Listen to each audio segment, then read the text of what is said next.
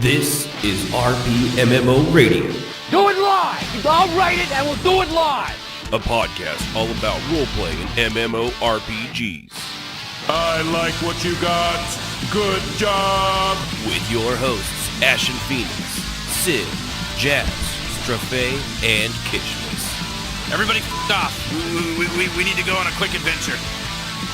Hello, role players. This is RPMMORadio, our 40th episode. It's not the years, it's the mileage. I, of course, am one of your hosts, Ashen Phoenix, and with me, as always, is Jazz, Sib, Sibh'Bae, and eventually the Kishmas. So, eventually the Kishmas. Eventually. He's always having to do that thing where we require money to continue to play MMOs. I guess there's bills and stuff in there too, but I like to think that we all only work in order to play online games. Because literally that's probably, I'd say, a good 75% of the reason I go in every day. The other 25% is adulting, and another 5% is, I guess, we have kids that need food and water. Yeah. And State honestly, frowns unless you take care of them. Yeah, so. and 10% of that would also be because of the dogs, which is probably 5% more than the kids. You know, when you frown, people usually frown back at you. That's all I gotta say. That's probably because you farted in public. There is that. My God. Right. I mean, obviously, why wouldn't everybody around you frown when you just belted one out? Another word. So, That's the quote. Went over like a lead fart. That's right. In church. In church. Nothing like a mixed metaphor. You know what Confucius say? No. Man no. who fought in church, a sitting on pew. Oh, You're more than That one way. was bad. Words of wisdom. You're- I've got a couple You're of a those. pew. So appreciate you guys bearing with us. We didn't have an episode last week. It was mostly because nobody wanted to be here. Oh, That's also because not we had no true. power. I for was sick. whatever reason, about an hour and a half before the show, we lost power for no reason. No storms, nice weather, just blink. Oh, yeah, and when I say blink, I mean it literally blinked several times, and you know, we had to make sure that nothing got damaged, and it came on just after a little while after we would usually start the show. Start the show? That's right. Wait. Straight from fart to shart. Yeah. Where are the shards? Well, I mean, you can't have one shart without the fart, so I'm sure that's a saying somewhere on a T-shirt, probably. Or it is now. And if it's not, it will be soon. But yeah, I didn't want to, we probably could have done it, but I didn't want a chance with the, now having a reason for power to go out for us to do the show and then it, cut out right in the middle of it, because not doing it and just not having any quality at all is better than doing it and having piss poor quality because of I agree. reasons out of my control. And that would have pissed me off. I was bummed. That would have pissed me off because we don't want to give you guys more of a shitty show, at least audibly. Audibly. You got this, babe. Just keep Audio going. wise. You said Let's go audio with the shards. Elmer Fudd way. Or is it Porky Pig way?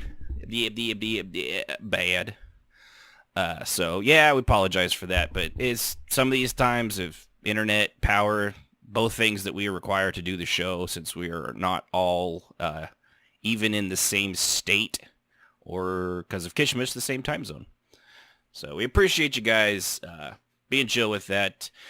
We do, of course, want to, as always, give a special thanks to all our Patreon donors at our raid boss level, That Guy Laza and to Truth Bob, and all of our Patreon donors. We appreciate each and every one of you. If you, too, would like to support the show, you can go to patreon.com /RPMMORadio and join us there. Even $1 every little bit, if you just want to let us know, like, hey, I like the show, which also saying things like Sibh'Bae said, like, hey, I like the show, also works awesome too, because we appreciate that. And if you do donate, we won't send the shards after you. That's right. For every person that donates, you won't get a mysterious package in the mail We'll just think of it like a tip jar. that smells like dookie.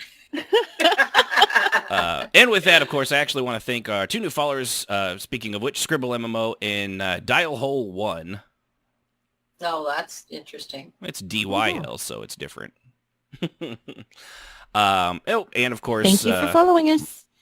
we are of a live show, so you can go to rpmmoradio.com/Discord, join our Discord server, chat with us during the week. You can also, during the show, every Saturday at 7 Central at twitch.tv/RPMMORadio, which, if you're listening live, is where you're at right now. And if you're not, try it sometime. You might have fun.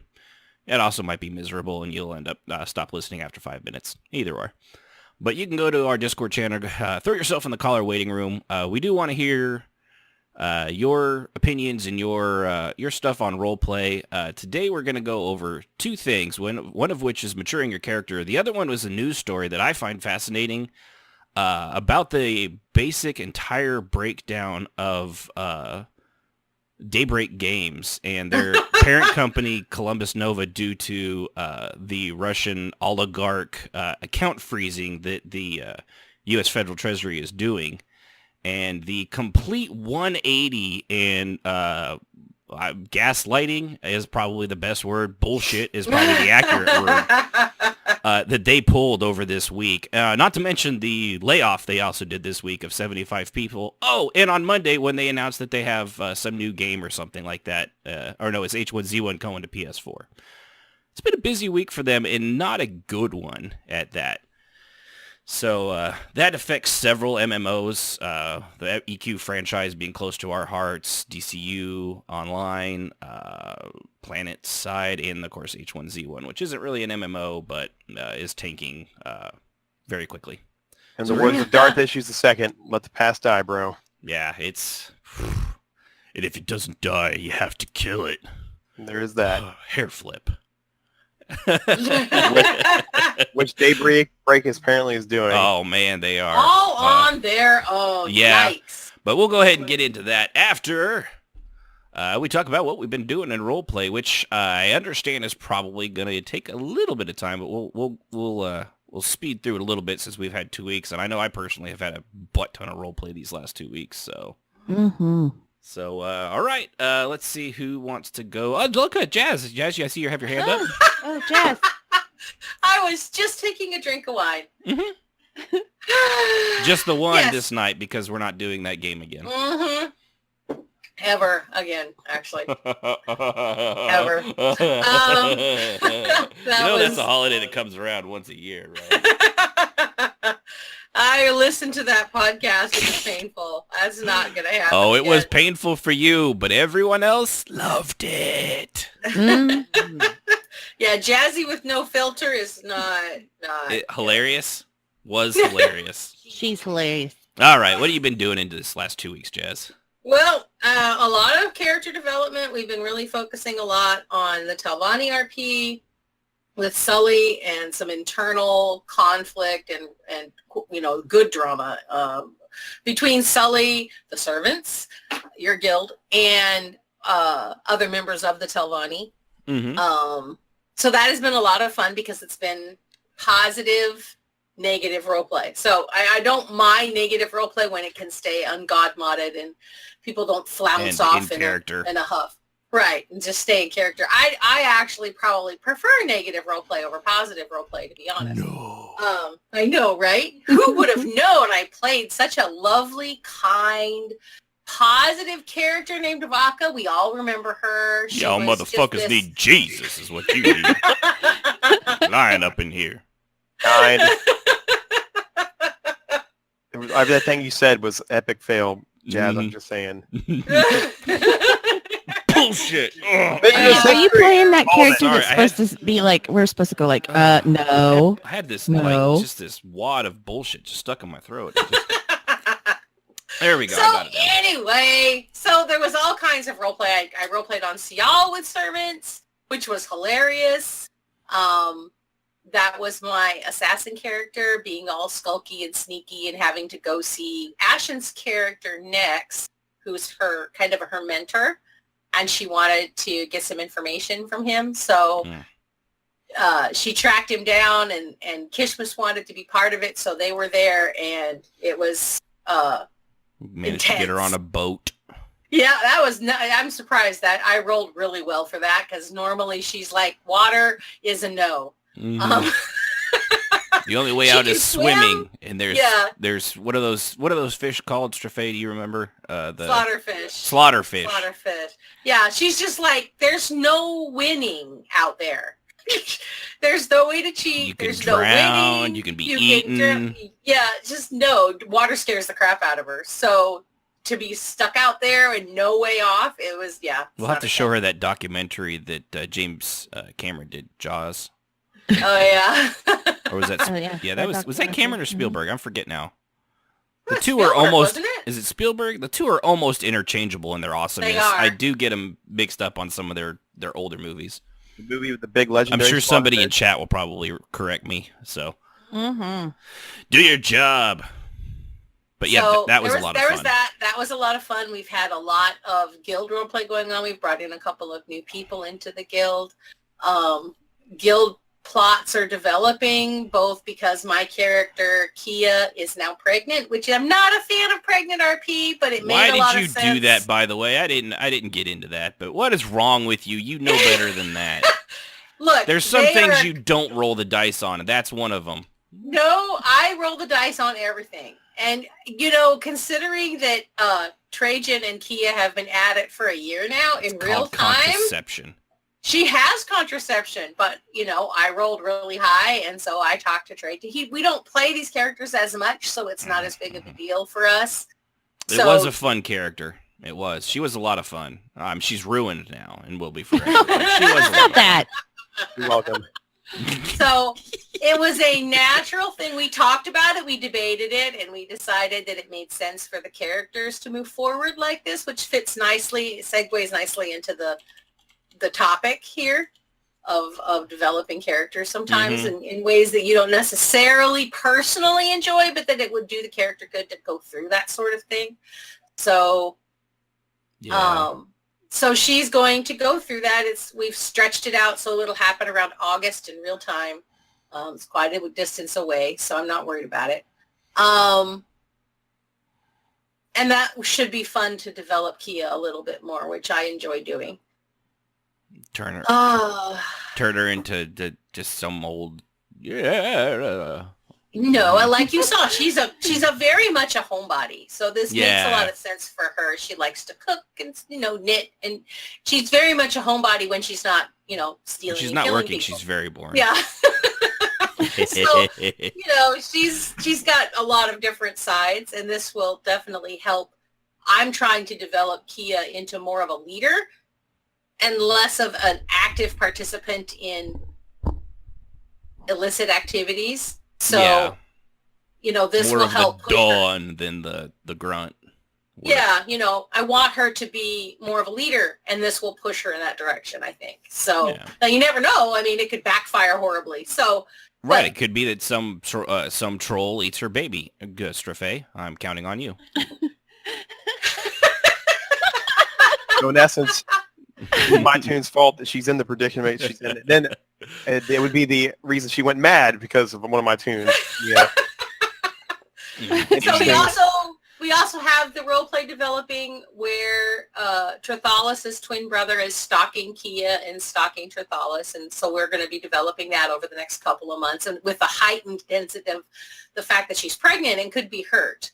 So that is, I think, a nice twist to everything. So that'll be fun. And Sia has been going out and killing people more again, and kind of being out there and doing a lot more work, and I've really enjoyed watching her develop. And Sully's Telvanni RP has been very intense as she is dealing with rank and politic within Telvanni. So Big it was a mouths- very busy and 2 big weeks. mouths out in public, which will go into Yes. what I got. Yes. Her whole last statement is going to make her mind explode when y'all get to me. But save me for last. Save you for last. All right. Well, then I'll go next since I bounce off of both Jazz and Sib in a way. So first off, You don't bounce off me. I do if I run hard enough. Or you'll bounce no. off me. You just run over me. Okay. So Tarvala got promoted to Yalif, which is a junior officer rank. So she's super happy for that. Excuse me.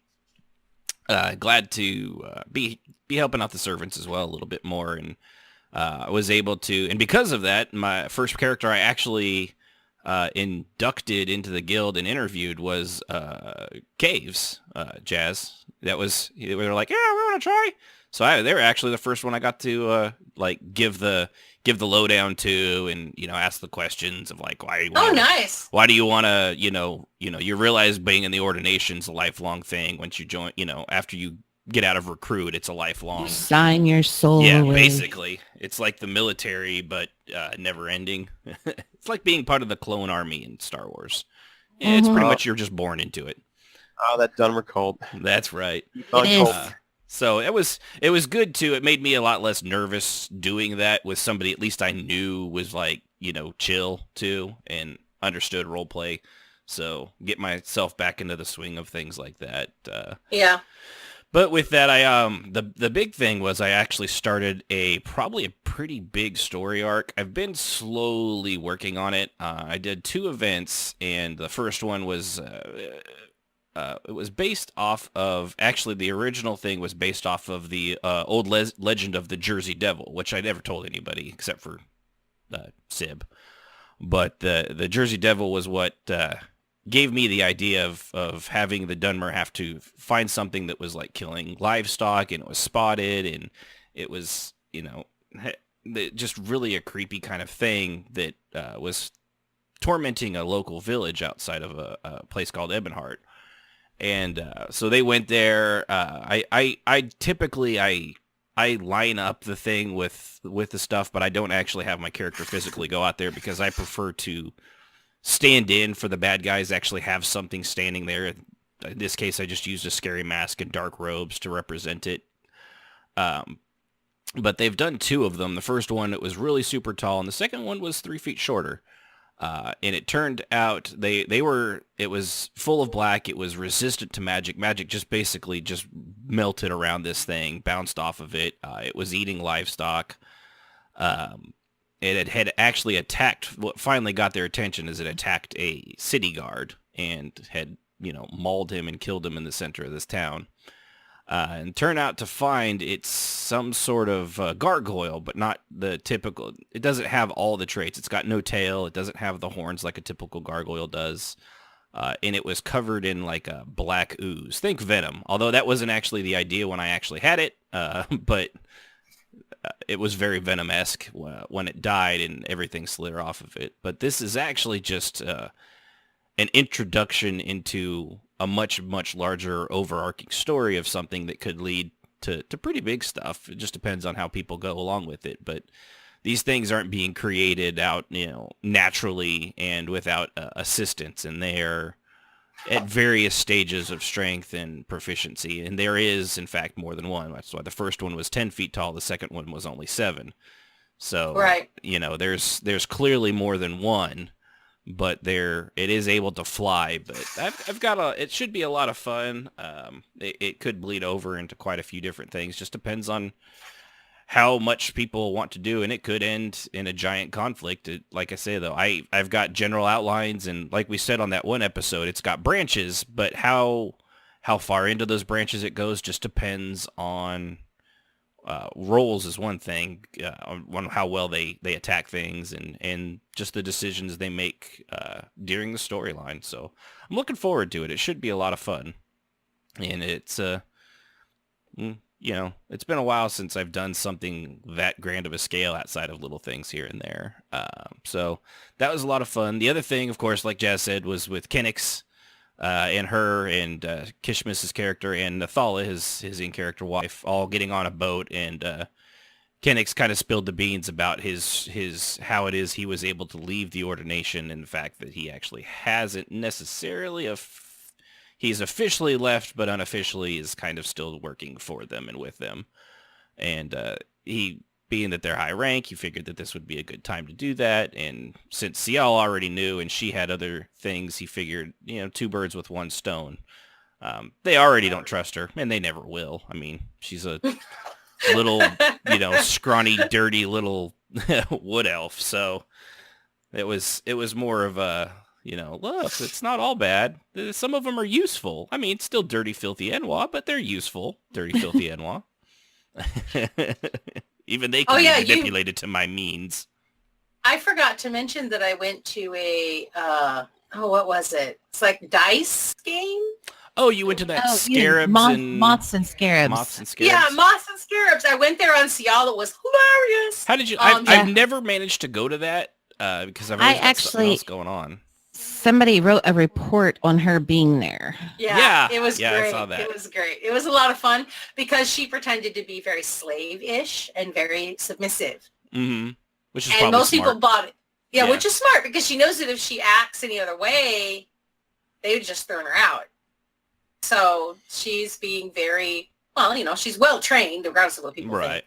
She knows how to do this stuff. So she's blending in and trying to get comfortable. She has a target there, and she's not going to be able to get to that target right away because she's got to kind of work her way into so that she's less obvious. Yeah. So that's what she's doing. And then she wandered around looking at things, taking notes of hiding places and the guard pathing. Yeah, and that's when they're like, what are you doing? How could we help you? Kind of thing. And she was, this one is just looking at the beautiful temple. Blink, blink, blink. Yeah.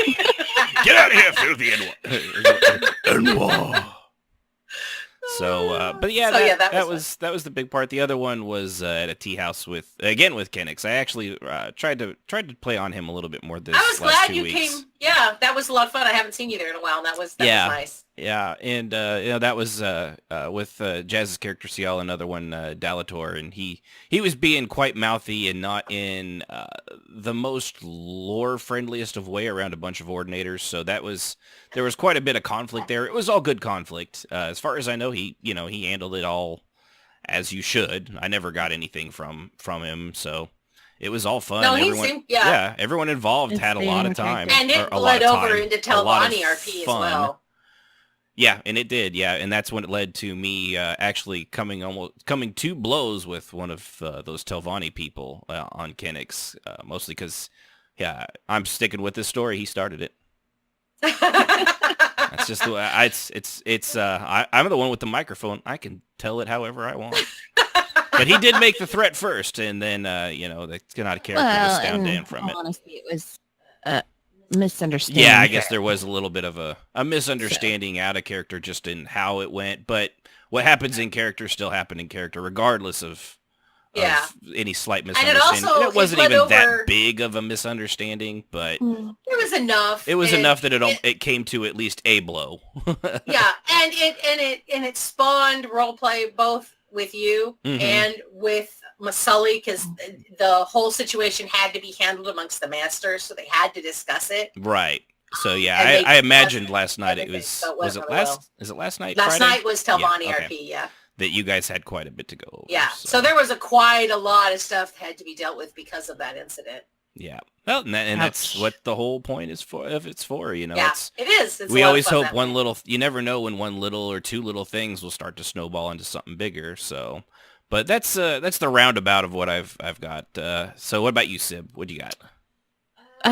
Well, it started with I finished my mastery, so I'm full ordinator now. Woo! Which I'm so happy about. Woohoo! And me and Malel and Tervis. Then I don't have to talk to that Tervis guy anymore. I mean, he's the worst, isn't he? No. Wait, what? Actually, me and Tervis kind of have agreed to go into relationship RP on our Dunmere, which so far has been a lot of fun. There's no pressure. She just completely ignores me. Yeah, I did. She knows you. Yeah, I know. Yeah. But no, it's been a lot of fun. He's very laid back. He's very no pressure. He's a pretty chill dude from what I've seen too. Yeah. Yeah. I like him. Very not, of course he is upside down, as everybody says. He is he's very in Australia. Upside down. Yeah. So I know, like, he's also going to college. He's and probably drinking a Forces right now because it's only in the morning. Well, I know he's just, it's not going to be a lot of times that we can RP together. So it's going to be slow RP, and I'm okay with that. And I think he's pretty okay with that. Yeah. So, but usually the best way to take relationships in RP anyway. I mean, that's Jazz and I did, and we were in the same time zone. It still took over a year. Yeah, but we talked about it out of character a lot before we actually. And that's always the way to go. Yeah, so from there one of the ordinators that I became coordinator with, Malel, he got into some trouble and got accused of something that he did, which he did do, but it wasn't done maliciously. He did it like, oh, when you're young and you want to show something off. And anyway, he got in a lot of trouble and he had to take lashings. So my character stepped up and took lashings with him. So I know Ashton teased me that now I'm I'm a real ordinator. That's right. Until you've taken the whip, you're not a real ordinator. That was kind of intense, and that's kind of what pushed the relationship too with Tervis, is because he took care of her after all that. And then God, it's just been 2 weeks. It's been a lot of time. Can you believe they used to do this every 2 weeks, and it was like, we had so much trouble finding stuff at times, and now it's like after 2 weeks, it's like, we got way too much. Well, I know I did get to RP with Sibh'Bae before he started feeling bad, and kind of took the next step in the relationship with him and Voli, him and Chithalis. So they talked about it, and then I've done several sparring things with Caves in character, and he actually asked Voli, my orc, to be kind of like his brute, his force, and she's considering it. Yeah. Little bodyguard action. I'd carry Caves out of it. I was gonna say I could see Volley could totally carry what the hell are they? Argonian through a doorway. Yeah. Yeah. But to go back to the servants RP, I've also started I got invited to try out to be an ordinator scout because I'm sorry, I have to intercede. I can't see anything right now except Caves in a wig with freaking Bully busting a door down. She would for Caves. She would. But that's so funny. But yeah, I got invited to test to be an ordinator scout, which I've been working on this last 2 weeks. I still have, I don't know, I think 2 more tests to go. And that's with one of our Patreon, our raid boss Patreon guys, the Truth Bob. The Truth Bob. Yeah. So that's been a lot of fun. I've had a lot of RP going on. Of course, I went over with Nix, and when he got into his huge brawl, of course. We're going to call that a kerfuffle. The kerfuffle. Yeah, the kerfuffle, that works. I brought basically, she's like my Harley Quinn character. You never know what she's going to do. So, yeah, it was so much fun these last 2 weeks. I've had a lot of fun. All right. Now, dun, dun, dun. For the man with the silken voice. How about that? We can't hear you. Drum roll. Hear you doing that. It's just you thumping on the desk. I was given a drum roll. All right, Sibh'Bae. You'll have to forgive him if he sounds a little groggy. He's been sick as all get out this week, so we just appreciate that you were able to make it, bud. So thanks. Yeah. You have the floor, sir. That sounds like poetry hour. How droll. So now I remember Bully came over to let his former Bobcat visit, which turned into them talking seriously about stuff, which was cool. It was neat. Yeah. It was a good character dev. And then I got sick. Last week, I had a Devo Saturday, and I texted you or Jazz or somebody, I don't remember when, but I said, hey, I got a previous thing going on. It's once every 3 weeks. We hadn't started it, so we got it back up. And literally that night, I think my buddy's fiance had just gotten over whatever this was. She was well, and we're watching Back to the Future, and I started getting sick. She's a carrier. She was. So suffice to say, I've seen these Robert Downey Jr. Cuba Gooding Jr. movies. I know how this wins. So I've been sick since last weekend. I'm on the up climb now. I've still got the rotten congestion. It's like, haha, we're gonna hang out as long as possible. Yeah. You wanted to breathe at night? Hold on, let me sit on your chest. I think Thursday, I felt good enough to be social, so I jumped on Trath.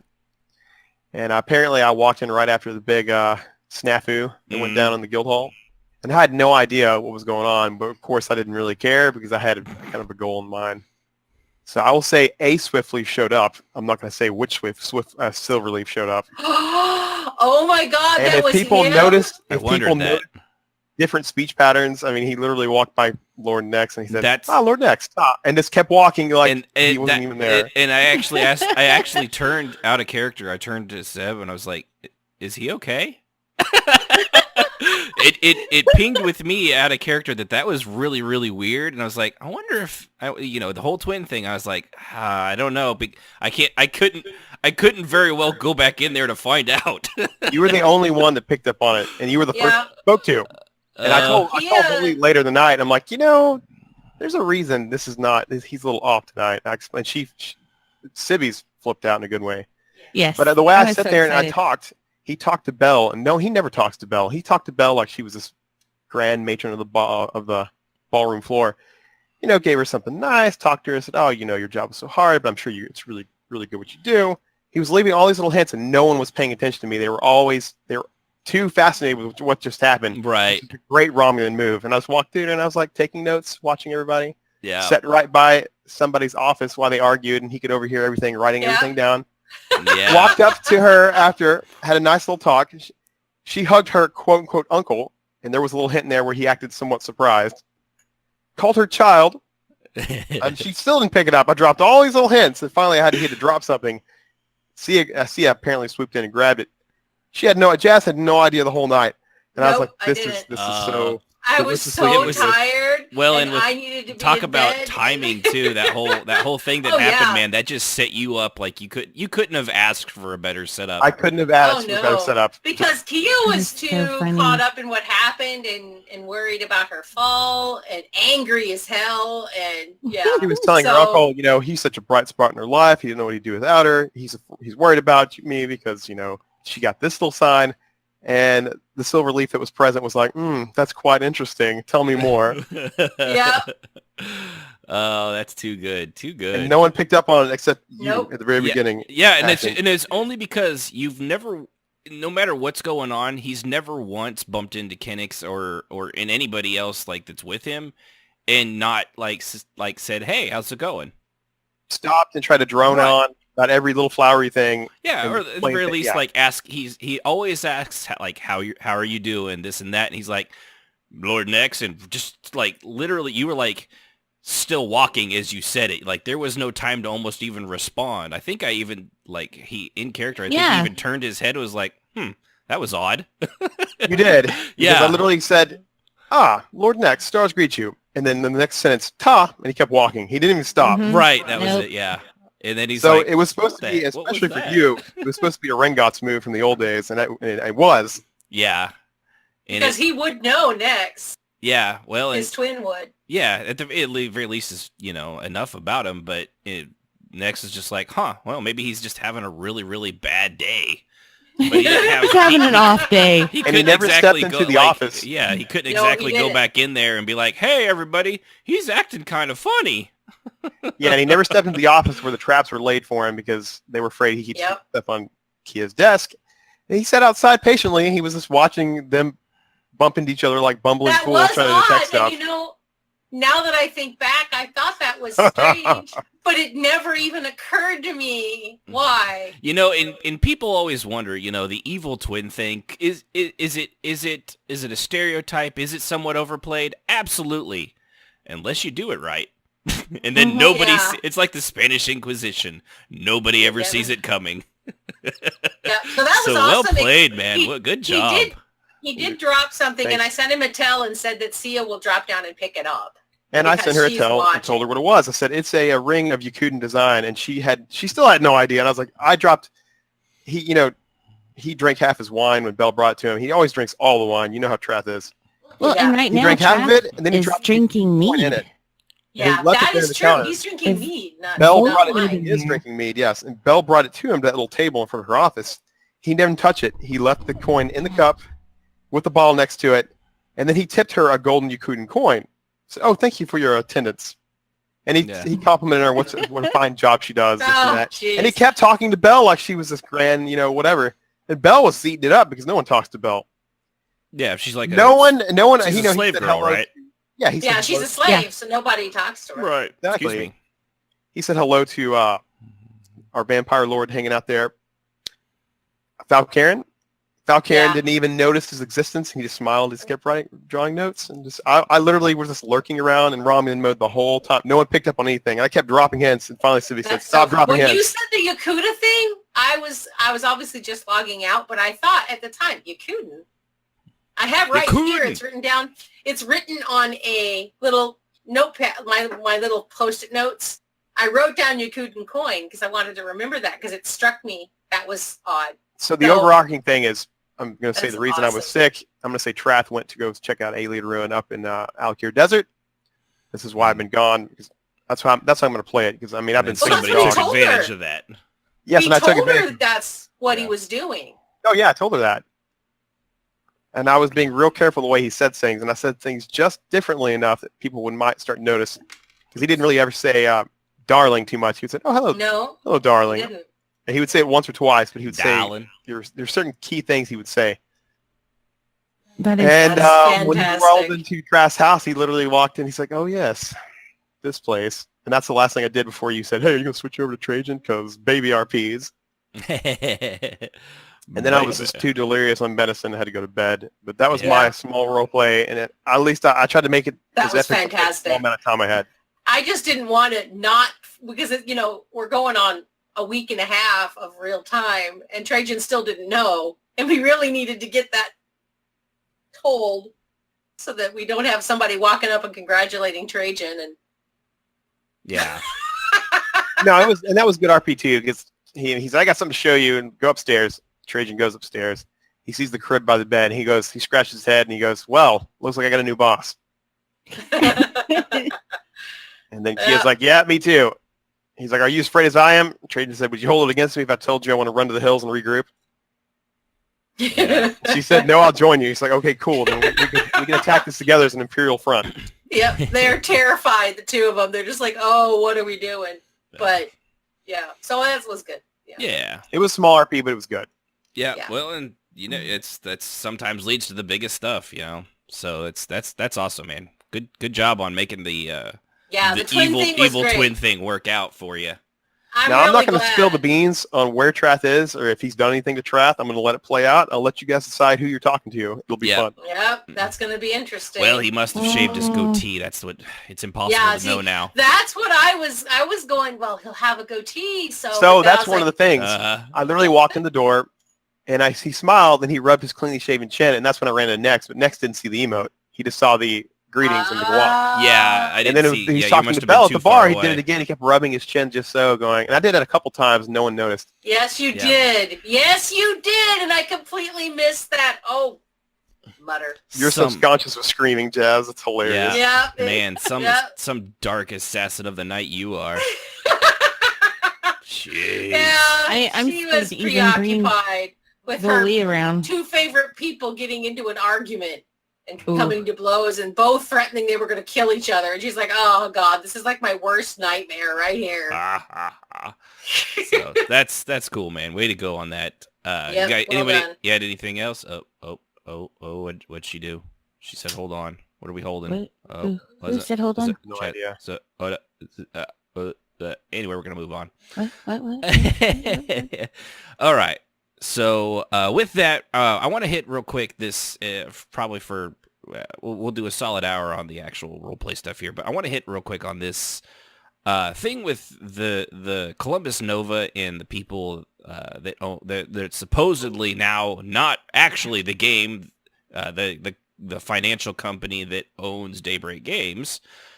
Because there's been so much backpedaling, it's just you could have basically done a Superman and changed the rotation of Earth and gone back in time. They've done it so friggin' hard.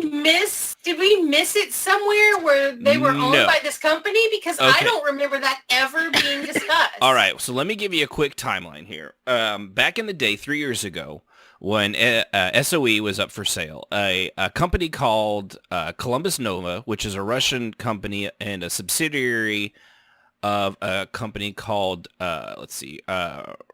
Renova Group, which is owned by a Russian guy named Viktor Vekselberg. He owns the Renova Group. Renova Group owns Columbus Nova. Columbus Nova bought out that area of SOE and renamed it Daybreak Games. All right. So that's what that was. That was 3 years ago. That was what every press release said. That's what John Smedley, the former president of SOE and the one in Daybreak Games for a time before they let him go. And before he was eventually replaced with what at the time I thought was just a suit from Columbus Nova, a guy named Jason Epstein. So that's how that is for 3 years now. What Massively OP, which is they're the ones that kind of broke this story, only because Daybreak Games actually responded to their email and basically was trying to, in real time, rewrite history, which, So Ashen, for those who don't know Russia, is exactly what Russians do. Really, the Russian hack was not upon our MMO. It's Holy really smoke. this whole time. Yes, it's crazy.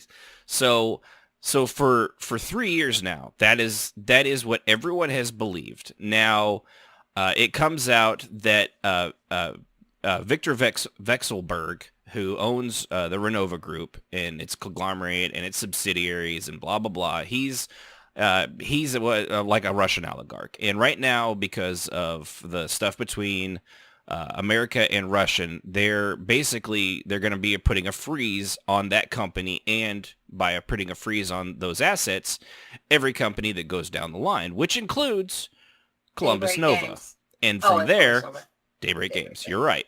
Now, the thing that changed was this Massively OP actually reached out to them, and they responded with, and I'm going to quote this because it is contrary to what Massively, Kotaku, like Forbes, when this was bought out 3 years ago, Forbes, that crazy fake news organization of Forbes, also reported on this because it was a major acquisition. There was Yes.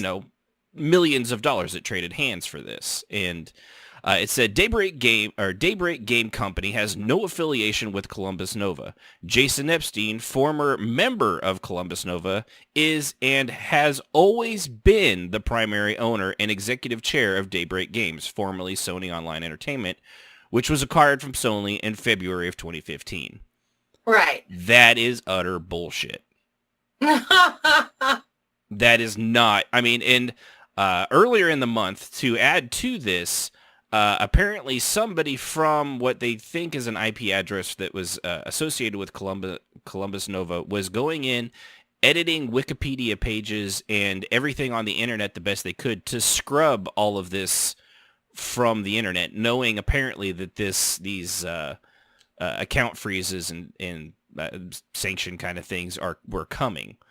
So now, if you were trying to, they're saying now that, oh yeah, it was a mistake. It was just something that wasn't really that important, and so we just let it go on for 3 years. Uh-huh. Sure. And for 3 whole years, too, by the way, I just want to remind everybody that click the terms of service for EQ, EQ2, DCU Online, H1Z1, and PlanetSide 2. The terms of service also said that Daybreak Games was owned and operated under the guise of Columbus Nova. I mean, it's just, how loose and goosey those terms of services are when lawyers are involved. You know that they always just like randomly don't put the correct company that owns this other company in there. Yeah, I mean, right. we all understand that, right? You know how back in the day when World of Warcraft first came out and it was owned by Blizzard, but they said that they were owned by Bill's Crab Shack. We all remember when that happened, right? Because Yeah. nobody really pays attention to that stuff. I mean, right? Dire Fear's Crab Shack? It might have been Dire Fear's Crab Shack, yeah. Dang, They were Gormal's been banking on us for Right. years. We didn't know. Well, it turns out they found out 3 years later that no, it was in fact owned by Blizzard, and they had no association with Dire Fear's Crab Shack. Yeah, I know. So basically, what this means is they are let's give them. I'm going to give them benefit of doubt for this argument. By the way, I don't believe this benefit of doubt for one reason. I'm not a journalist. I'm an opinion guy. I don't give a shit. I have my opinions, and I've also been following this company since they slowly just started to ruin one of my favorite game franchises. So the other part was that apparently they also laid off 75 employees this week from across all their different games. I was not aware that they had that many to lose, personally. Yeah. But they claim, and I can understand, this one I will say is probably true, that they claim that this was already in the pipe and they were already getting ready to lay off these 75 to 100 people, which, by the way, shout out to... isn't the point, but right. Yeah. Optically, really bad timing in the same week that all this other stuff is coming out, literally the next day. But I do have to give a shout out to the games industry. A lot of other game companies, ZOS for one, I think Blizzard, a lot of the other MMO companies have been reaching out to these 75 to 100 devs with like, hey, we've got job openings here. So they're really, the industry is trying to help these people, because it does, while we'll talk about what I hope for the games and stuff like that underneath this basically just god-awful company, but there are real people involved, and I hate for anybody to lose their job, their livelihood. That's, and especially in a layoff and so suddenly, apparently. So, good on the games industry and other developing companies for understanding the talent and the working conditions a lot of these people probably had to go under, and reaching out and offering them jobs and things like that. So that's really cool.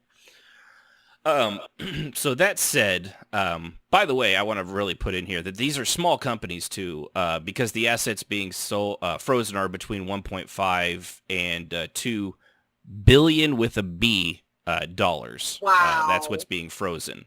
By the way, EverQuest does not make that much. No. Maybe over its entire lifespan back in the day, I don't know, but so the thing of this all is, and where it leads is that I frankly, if for those that don't know, like, Russia's this, I know right now in America, Russia's this kind of big Donald Trump thing, Hillary Clinton thing, blah, blah, blah.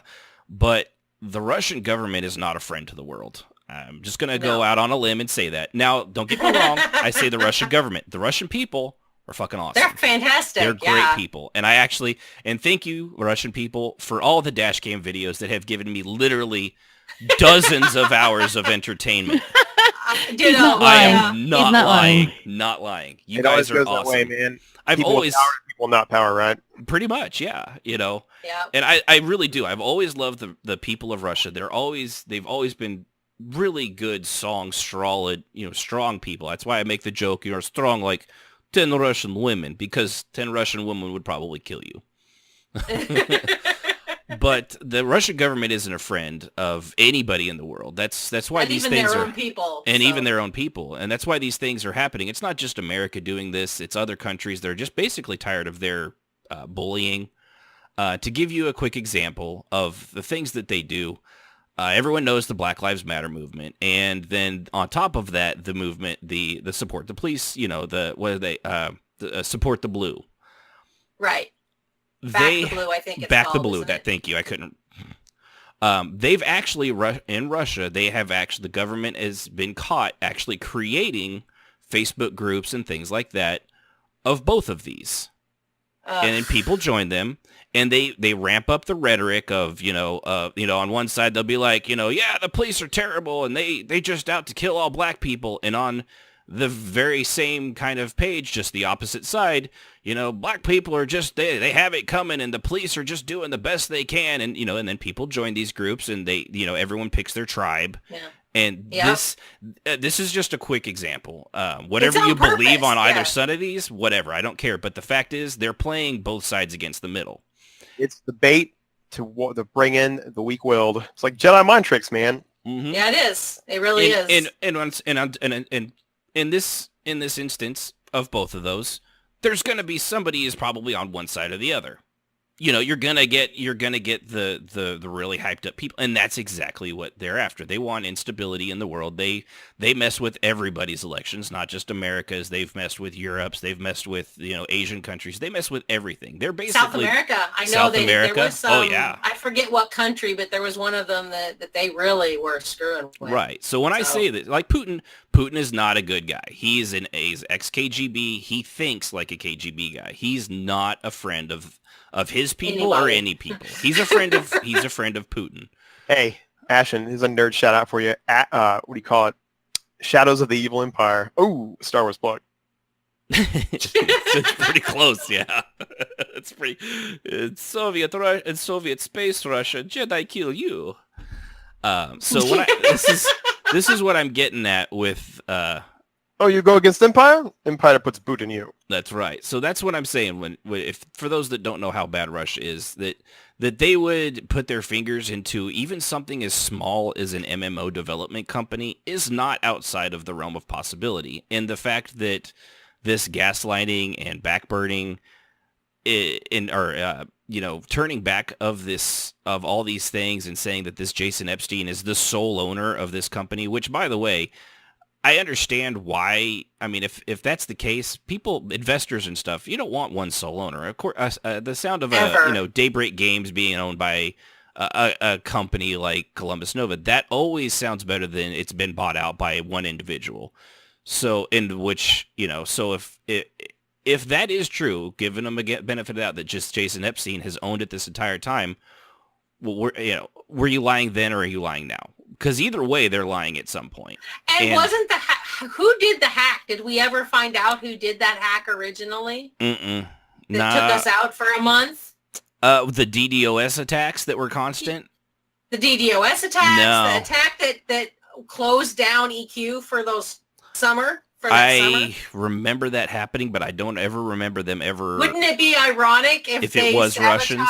Right. Yeah, so that they could buy the game. And they would. And it's, Russia's a big company, a big government. One hand not knowing what the other hand owns.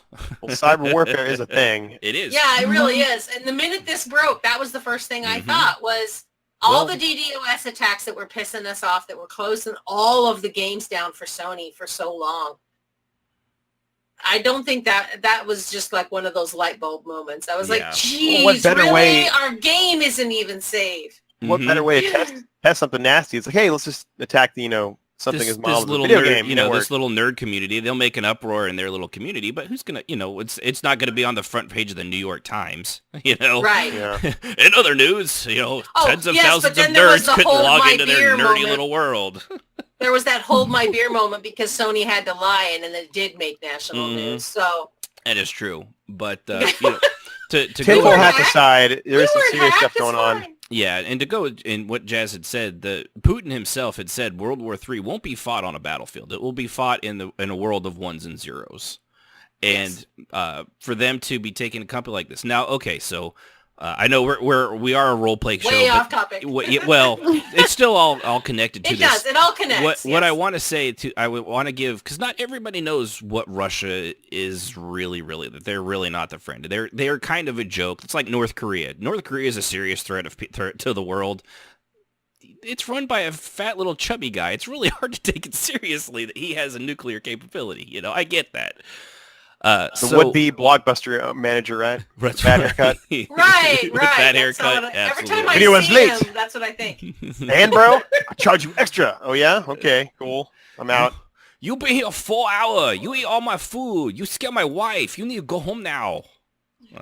I love that. Was so awful. It's John Panetta. If you don't like the joke, John Panetta came up with it, and he's dead. Why do you hate dead people, Jazz? He was a fat little funny comedian. He was fantastic. He was fantastic. So what I'm getting at here is that this, whatever you believe or in whatever way you might take this, it is actually really important because if the funds are frozen and Columbus Nova, as we pretty much all probably think actually does, is the money behind Daybreak Games, excuse me, one of the biggest franchises in MMO history could be shutting down for one. DC Universe Online could be shutting down. PlanetSide. This new H1Z1, which is supposedly getting ready to come out on PS4 sometime soon, even though it's getting its ass handed to it by PUBG and Fortnite. All that stuff could come to a screeching halt. But to try to put a good side on this, if this does happen, if worst case scenario, I don't want anybody playing EQ and all these games to lose what is basically their favorite game. I've been there. I've been through, things like Star Wars Galaxies being changed to the point of being unplayable and then shutting down. Matrix Online, which was a lot of fun, shutting down. I've been in games that have sunset, is what they call it. SWG lives again. Yeah, with outside of emulators. We've all been in games like that. If you've been playing MMOs a long time, for some of the more recent ones, WoW, ESO, if that's your first one, you've not really had that problem. But it does suck, and one day it's gonna happen. They can last for a very long time, but they can't last forever. But the good thing with that might come out of that is those franchises could get bought out and finally maybe get in the hands of people that don't seem to be tearing it apart piece by piece every single time, and shrinking their staff every time every time we turn around every year or two, it seems like they're having a layoff at that company, which is just awful. So I find it fascinating. I know maybe it doesn't have a lot to do with role play, but it does. But there are role players in those games. There's role players in those games, and they're going to have to find a new home, and that hopefully sucks. somebody buys it. Although I don't know if Sauce is going to buy them or not, but yeah, I mean, it would, Zoss would actually have the money because they did win that, I think it was $500 million lawsuit against Oculus Rift that they won. So they got that on top of everything else they already own. So they're sitting pretty right now.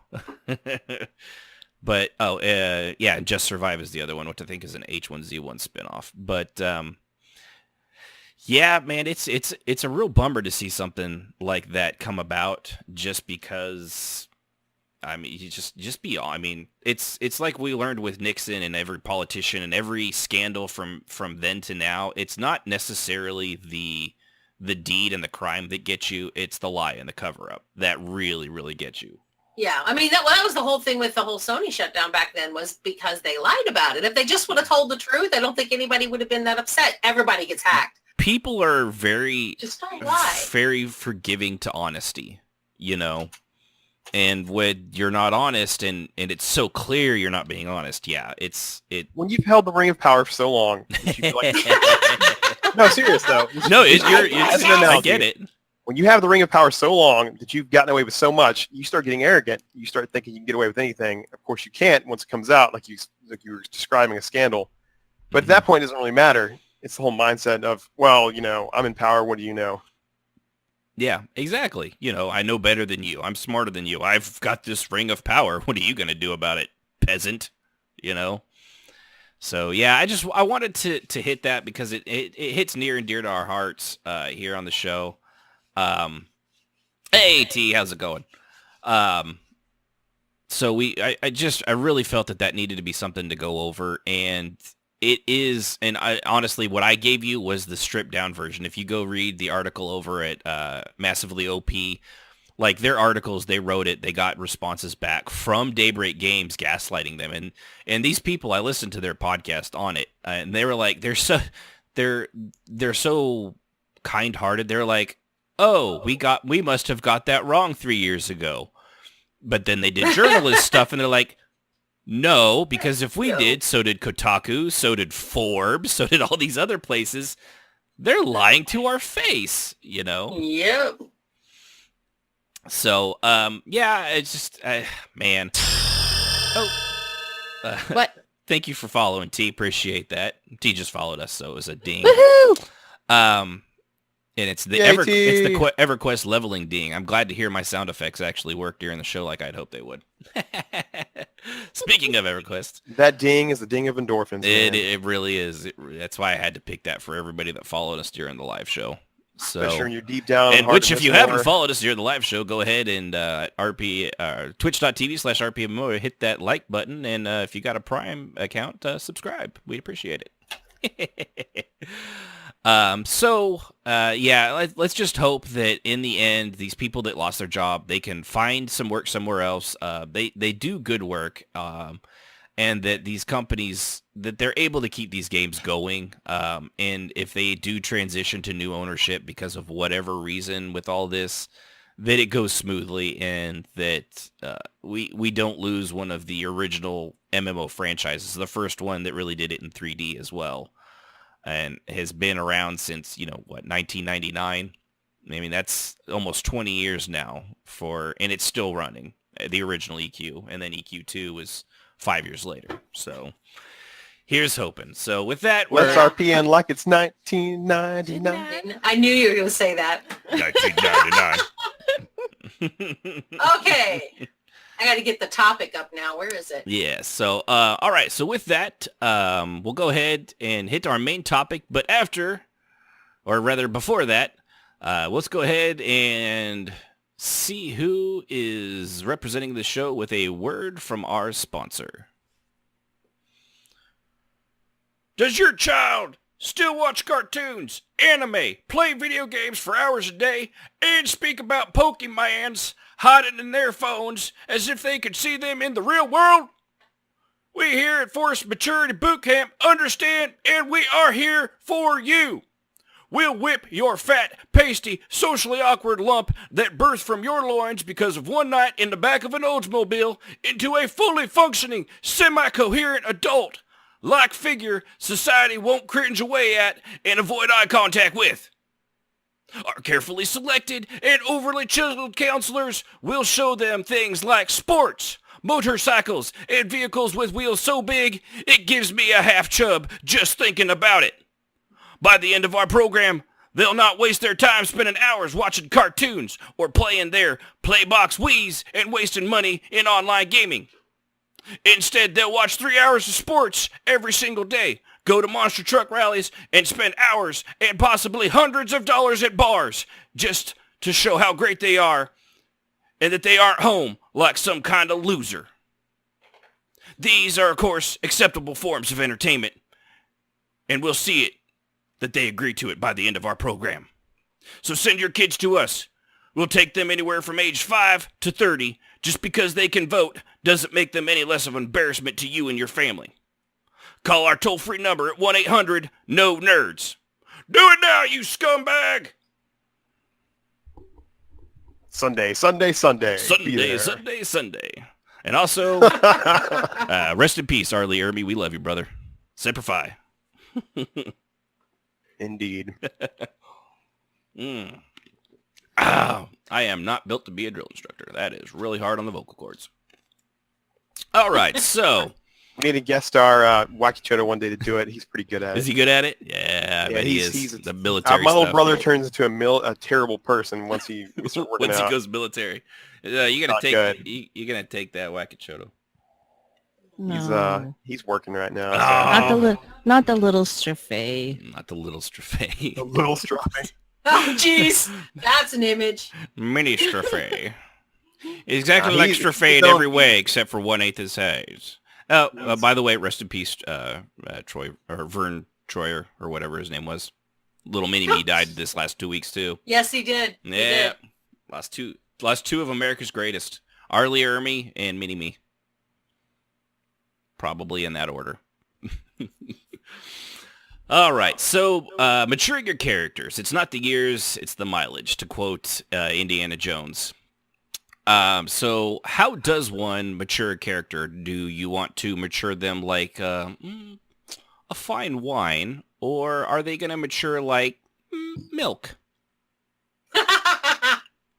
That's a nice image. One is what you want. The other one, probably going Not to so ruin your much. breakfast cereal. Yeah. So one of the best ways that I like to do it is, of course, it's situational role play is often the best way to do it. Like literally, this comes about just like what happened with Kenix on the boat, like we said earlier, and then see how it all plays into each other. How we do this, that's amazing. It's even better when you point it out. And then also what ended up being a fight with another character. those really weren't necessarily planned out. It's just that the opportunity arose, and then you take it.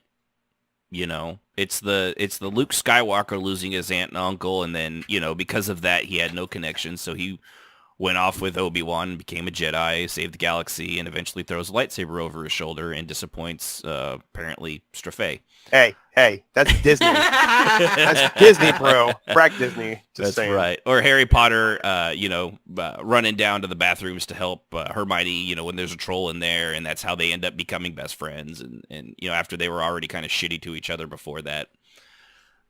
So I mean, that for me is probably the best way to mature. And when we say mature, I don't mean like they're getting older. I mean, that's one way. Obviously, as you get older, you do. Hopefully, thank you, Jazz. Mature. I was gonna say because I think I've got people in mind that I'm like, maybe not. Not so much. Because because maturing does not necessarily mean growing up either. I am not a proponent of growing up. I will never grow up, but I am mature, and being responsible is important. And there's a difference between being mature and being childish. I mean, you can I get it. I play video games. I've got Dragon Ball Z super figures over here. I've got Witcher 3 figures here. I've got more droids than I can fucking count all around me on my desk. I'm definitely childlike, but I still can afford all that stuff. Childlike. Definitely childlike wonder. Childlike. Well, I know. I think when I was growing up, my mom always told me that grown-ups don't have toys. Real grown-ups don't have toys. And as I got older, I realized that I don't ever want to be that person. And like my husband, he has his crystal puzzles. He's the guy that always buys the collector's edition, largely because he wants this little figurine thing, the statue. Mm-hmm. He's obsessed with these things. He has so many of them. That is for those on the live stream. That right there is Furiona V from one of the original EverQuest expansions that came with it in a collector's edition back when those were first popular. I have a big lithograph of the wall of Furiona V. Have it. Yep, and this is an actual figurine. It's made of plastic. It actually looks pretty good for being a cheap piece of crap, but I still have it. But I also can afford it because I'm mature and I go to my job every day. And I do things like what I had to do this week, which we will not get into because it involved my butt and cameras. So Jay always buys, even for games that he's not necessarily like 1,000% about, he buys the collector's editions. And I don't care about the statuette and stuff. So unless he wants the statuette, like he'll say, well, if we get both, then I get 2 statues. So there are times. But yeah, I don't have a problem with that at all. I don't want people to think that we're saying, grow up and get off my lawn, because like she said, child at heart versus being mature. Ashen is the childlike emperor. Yeah. And I'll be your childlike Vader. Let's do this. And can I be the childlike empress? You could be. Off the Neverending Story? And that way, at the end of it, when he screams your name for years until Google is created, I will not know what he is saying. I could never understand what that damn kid was saying at the end when he screamed the childlike empress's name and gave it to her. Oh, yeah. Because he's just like, like, okay, I gotta look it up. Chunk. I think it was his mother's name, but I don't remember what that was either. But yeah, for the longest time, I couldn't understand what she was. It was the random name generator from Q1. Basically, Ungstavlunde. So it's a little better than that, but not by much. But not by much. But it's situational because the only other way to really do it is scripting it, planning out. And we actually have Mikey waiting on the line. We'll get to you here in just a sec, Mikey, because I want to get to the 2 points. Moonchild. That's what it says. Yeah, which that's definitely not a product of the 70s right there. What a name. Wow. All right, man. Moonchild. Yeah. yeah, it's so cool, right, I can man? see it, man. I can feel the music. It feels like pot. So the situational role play, and everyone has a general idea maybe of kind of like, if this pops up, if this pops up, if this pops up, and sometimes it's you don't even have that, like a situational come up, you're like, ooh, this worked great for whatever, that just pops into your head. The other way we've mentioned all the time is like literally Ren carrying that baby around. Yeah, totally changed the whole character. Yeah, it totally, revamped. It made him revamped and approachable. matured him. Yeah. Yeah, it did. And he changed. He because he wouldn't even talk to his daughter until after he had that child. And after he had that child, revision, he came back to you later after a while. Yes, he did. But it wasn't until after he had that kid. No, it wasn't. But we're gonna agree to disagree. It was. Okay. It was during the after, because it was a couple months later, and he literally was like, "Hey, I can't alienate you because you're my spawn. So let's." Which but he was like is the best way to read. That's how I from now on. That is how I greet all of our children. Hello, spawn. My kids don't like me to call them that. They don't think it's funny. Your kids have a terrible sense of humor. Says the kid dancing around with a unicorn head on. So. Oh yeah, he got the unicorn head instead of the awesome horse head. Nerd. Well, we didn't want him to get the horse head, so he got the unicorn head instead. Bad choice. That's how bronies are born. All that whole situation is bad to worse. Yeah, it's but the other way is planning it in advance in like an event, which it's like the difference between having an idea and using a situation in a role play and then like making it happen. Like, you can't do that. It's just never nearly as organic if you're constantly forcing like your character to evolve, especially if they're, for lack of a better way, like go Super Saiyan, I just reached a new level and like, that can work, but like I know we've all probably done different role plays, like something in them snaps and it transforms, but the best way to do it is to use a situation where you're also allowed to do that, for one, and not just create it on your own by like pushing someone else's buttons and causing a fight and things like that. There's those often it just comes off like that comes off on the spotlight challenge kind of a thing. Like you're just like, being look at me. And a lot of the people that seem to go that route seem to do that constantly, which is why I think I don't prefer planning it out in advance, because they typically, that's all they do. So let me go ahead and do that since we got those two on there. But that's the two ways as far as I see it. And you're right though, man. If you plan it for the future, and you start taking steps to get to that point, it's a lot better than just springing it on somebody. Yeah, exactly. It's everything needs to be a slow crawl. If Harry, to use the Luke Skywalker Harry Potter thing, Harry can't go from being a first year to the kid that he was in year 7. It was a slow burn. He had to learn the spells. He had to go through all these trials and tribulations. To use Dragon Ball Z, if at the very start of Dragon Ball Z when they meet Vegeta. If Vegeta hadn't been the first guy and instead they jumped all the way to the end where it was Majin Buu or Cell, it'd have been a very short show because they'd have been dead instantly because there was no increase in power or knowledge or fighting skill to get them to the point where they could eventually do that, which is why that treadmill in that show works so well. But in a lot of ways in roleplay, you kind of have to do the same thing. You've got to do the footwork. And that is how you mature your character. So with that said, real quick, and we'll get back to all that too, I want to go to our phone lines where we've got Mikey waiting on the line. How's it going, Mikey? Hi there.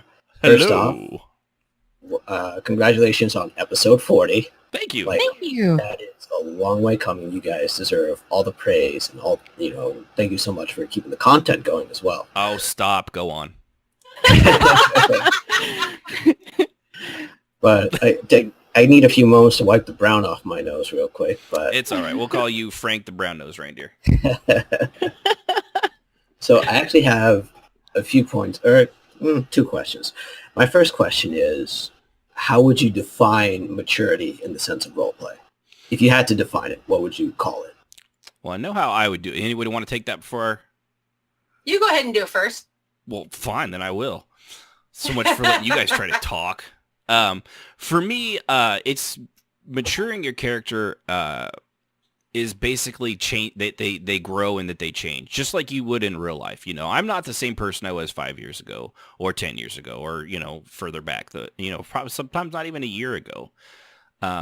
Things and situations that happen in life and in role, just like that, and in role play, they can change your character. And, say for example, like somebody that, was one way, and then they go to boot camp, they go to training, they go to war, and they come back and they're a little different. They're not quite the same person they were. They've matured. They've grown up.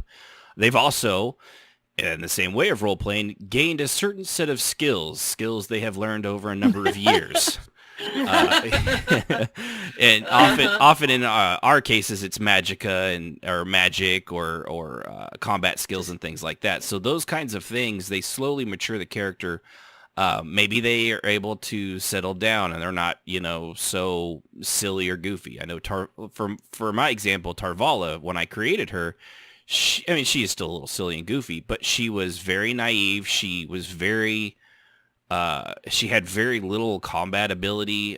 She was learning as she went, and over the last year of role play, she's come into her own. She knows, given it's an accelerated rate, but even a year of role play, she can use magicka she couldn't do before. When she first got there, she couldn't, walk on water with magic spells or breathe under it. But those all happened due to role play events and training exercises that, say, the servants of the temple did, and that's how she learned it. She didn't learn it because I said so. She learned it because somebody basically taught her, and then that gave her the practice to learn it. So it sounds like to me maturity would be more like the measure of change that a character has gone through. Pretty much. Specific set. Yeah, that's part of it, and of course, that the other, there's more aspects to maturity. There's that, and then there's the when someone insults you, that you maybe don't get offended by it every single time. You, as I've learned to do, look at where the insult is originating from before I decide to get offended by it. If the crackhead on the side of the road is like, "You're stupid," I'm like, okay, well, that's one crackhead's opinion.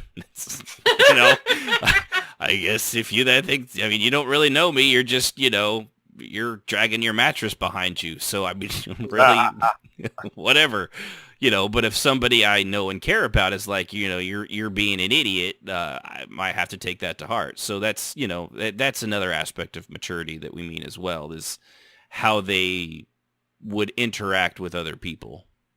And like personalities change over time. Mm-hmm. So, like with Vaka, when I first started role playing her, she was cold and controlled and unemotional and was very manipulative and callous. And as she got older, she got more passionate. She got a lot more manipulative, but she also cared. And it took a while for people to see that, but that was something that developed over time. She wasn't like that in the beginning at all. Yeah. It was all an act. And as she got older, she really did care. She cared about people. And sadly, of course, the people she cared about suffered the most. Right. Because she was harder on them than she was on anyone else. The memories. Yes. So she was, but I allowed role play. And then, she got betrayed several times, and that made her a little harder in some ways, but not others. So, it was important to use the role play to change her and grow her into the person she became later. Yeah. So then, do you think that there's obviously a correlation between the number of years that a character has on them and the maturity, but it's not necessarily causation? Any character starts the journey one way. By the end of that journey, even the halfway through the journey, they're not the same person. And if you are that same person at the middle part or the end of that journey, then man, you have shown no growth. It's been a very boring journey. It's been a boring journey, yeah. And that's definitely true. Time is not always, and we've said that before, like with the time dilation episode 2 weeks ago. Time in role play doesn't pass like it does in real life. In real life here, we are all going to our job day in, day out. The things that really kind of end up defining us are often big events, things that challenge us. Experiences. Yeah, it really, really challenge us or are unexpected, and we have to overcome them or struggle through them, hardships and things like that. Or, and good things, getting to people that get to travel overseas and see other countries, and it's a learning experience to see other and experience other cultures and things like that.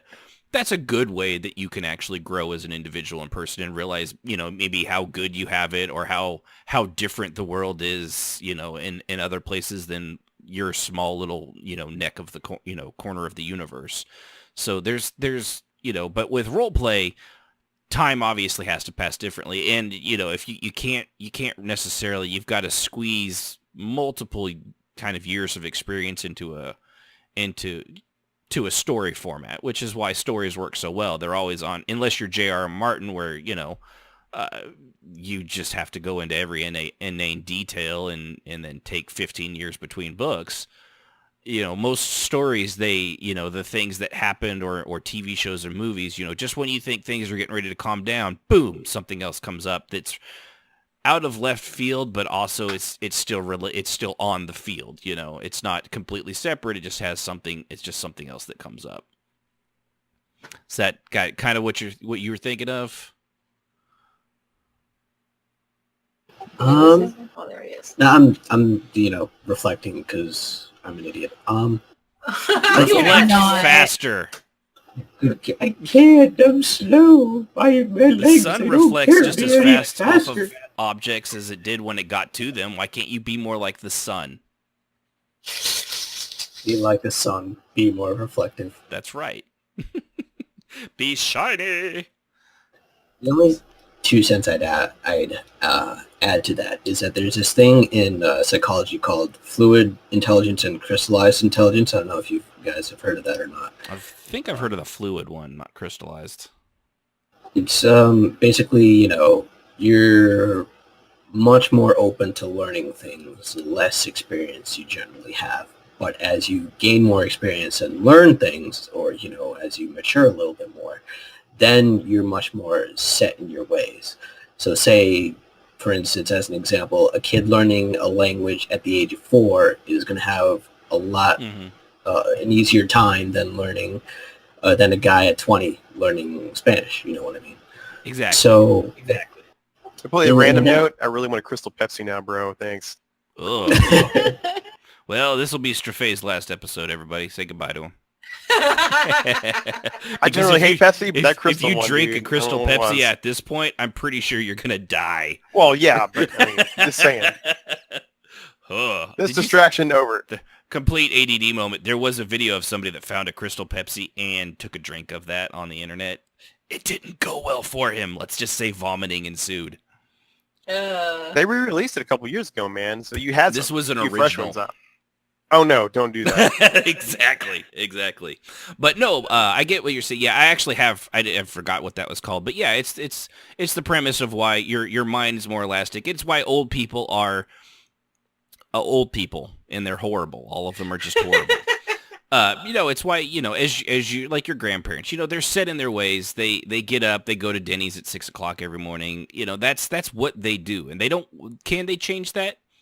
No, they really don't want to, because why would they? Mean. They're just mean. And some of them are mean and slightly racist. That's how they grew up. And you're not gonna, no matter how the rest of society might be evolving, you're not going to change that, because, as going with the psychology term you used, it's crystallized in them. That's just, them brown people are just that way. You're not going to change that. At this point, you can really just wait for it to sort of nature to take its course, and it dies off on its own. It's that saying that what one generation tolerates, the next generation embraces. And that's how things get to rock and roll music being the devil, in to where we are now, where bitches and hoes could be the title of a song and then played on the radio. It's literally like that, because the 70s people thought that the 50s people were too stuck up, and then the 70s people had kids, and the 80s people are like, yeah, Bon Jovi, and then it just goes from there. Well, I mean, not only that, but speaking of generation caps, if you look at history or like the overarching trend, it's like each generation that comes after inherits an innately more complicated world. For instance, like 50 years ago, we never had to worry about nuclear bombs. Exactly. Well, I mean, not to this scale anyway. Right, I know what you mean. Yeah, I get you. So, do you think that... Tell that also... to the Japanese. Yeah, 50 years ago, they didn't have to worry about it, huh, Mikey? I think he meant 100 years ago. I know. But no, I understand. Yeah. You mean mutually assured destruction, which, 50 years ago really wasn't a thing, but now in, 70s and 80s became a thing.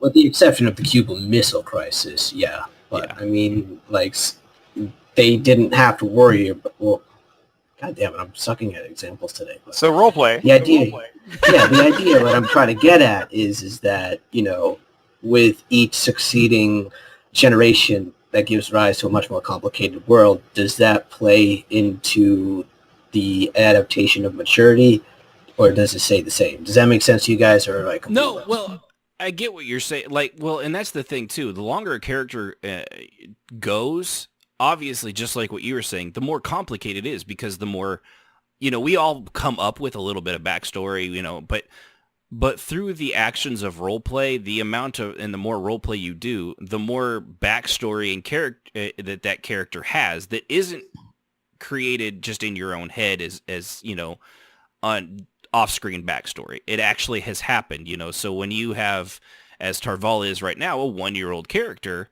she's progressed quite a bit in 1 year, but compared to, say, Xanis, who I played for 10 years, that dude had stuff that I don't even remember happened to him, and it's almost exponential in the way it goes, because one thing snowballs into another, then that snowball climbs back up the hill, then no, bro. Goes back, no, back bro. And forth. Smoball. We got to keep the smoball. Keep the smallballs. Yes, keep the smoball. I'm gonna hit you with a smallball, but you're in Texas, so well, there's no telling when to get one. One of the things that I had to address, and because I've studied sociology and psychology, and it probably plays into how I design my characters, but the whole as you get older thing does play into, or should play into, and often doesn't play into character design. You have someone who is, let's say in real life, 25 years old, and they're making a character that is 500 years old, but they're acting like a 20-year-old. Right. Not somebody who's been alive because for the player is in their 20s. Right. So they're acting, and they're having they do. They're having a hard time understanding that, and as someone gets to be like us, who's, 40, 50 years old. Yeah. I've been around a while now, and I'm starting to understand why my grandma was like the way she was about some things, because I see now what she meant when you're looking back over 50 years. When I was 20, I'd say old people were 40.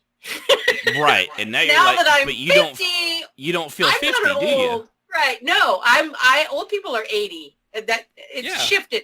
So like with Vaca, who originally thought she was 30, when she really woke up and realized that she was as old as she was, her personality shifted. Because all of us, and I didn't see how it couldn't, because all of a sudden, all of her life experiences were there for her to relate to, and she changed. And her maturity increased and changed. Mm-hmm. And I think that's important, whereas a lot of people, when they make characters, I'm 500 years old, I'm a president of this organization over here, and I have been, and I have all power magically that I have earned. But and I'm a purple Wookiee on top of that. Yeah, and I'm going to go bounce around on 1 foot naked on a table and jump around and, What is this alcohol you speak of? I have not seen this before. Are you 500 years old? Yeah. So, I mean, or like we had a gentleman who was playing an 1,100-year-old vampire, which we had to walk back to 500 because, well, for obvious reasons, right, that wouldn't have worked. Yeah. But he walked back to a 600-year-old vampire, but he was still acting like a 15-year-old kid, which eventually turned out to be apropos because he was 15. Right.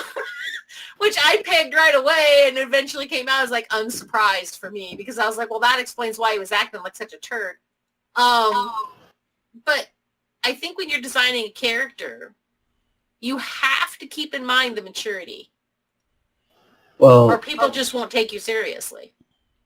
this makes me go back to one of the things that actually, a good tangent that I wanted to touch on real quick was, I think when Ash said that you don't even really remember everything that happens to your character, right? Mm-hmm. And there's another psychological thingy called the curve of forgetting, right? The best example I have of this is like in the Lord of the Rings where Gandalf is at the cave and he's like, I have no memory of this place, right? Yeah. He's a wanderer. He's been throughout Middle-earth for millennia, but he can't remember everything. And if you have a character that's, say, 200, 300 years old, granted, they have, maturity to a certain point, they're not going to remember everything. Right. How does that factor into their psyche? You know what I mean? Oh, yeah. I mean, and that's just... Sorry. Because he chokes on his own spit. I was choking Something else that happens when we get old. I've got so many great words, the best words, such amazing words. I was choking on them as they were coming forth from my They were words. They were amazing words. Amazing words. Yeah, well, I mean, that's just it, and that's just one of those things. That's one of those, and that's how in a character. That's why on a lot of mine, partly because I personally suck with names. I'll have my guys, I can't snap that well. Someone's snapping the microphone for me. There you go. They'll do that thing and be like, your name is Tibbles, Fibbles, Gibbles? I'm sorry, I don't remember who you are. They get in the general area of what the person's name is, but they botch it up. And I do that partly because they've met so many people over a period of years that they just, Xanis did that a lot. It was that whole... Maka did too. Yeah, it was that whole, what's that? For those, for our 80-year-old listeners, the whole Matlock thing. Where's my, he's patting himself down. Where's my pen? I lost my pen. There it is. And then he starts writing down, it's like that. You get forgetful. And that's why Vodka called everybody dear.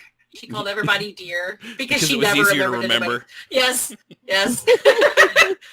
Very well, my dear. They'd be like, oh, you remember me. Of course I remember you, Of course sweetheart. I remember you, pumpkin, boopy, yeah, sugar she tits. just like, and then she walked away one time with Xanis, and he's like, do you know who that person is? Not a clue. No idea. Not a clue. Yeah, I've done that in real life too, by the way. I've just been like, yeah, man, it is so good to see you. I recognize their face. I'm like, oh, how you been? Yeah, and we'll walk away and I'm like, I'll tell Sib, I got no idea who that person's name was. I have no fucking idea who they are.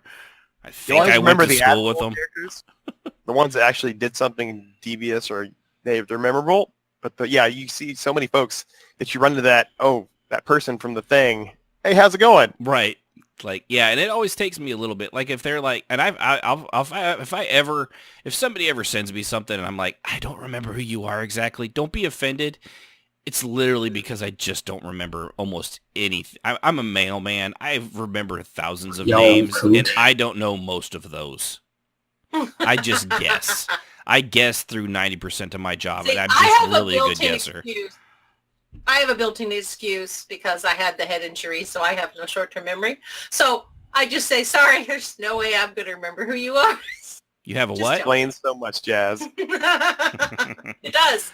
So, and I don't like telling people that, but yeah, that's a lot of times. I'm pretty sure everybody that's listened to this show has already figured it out.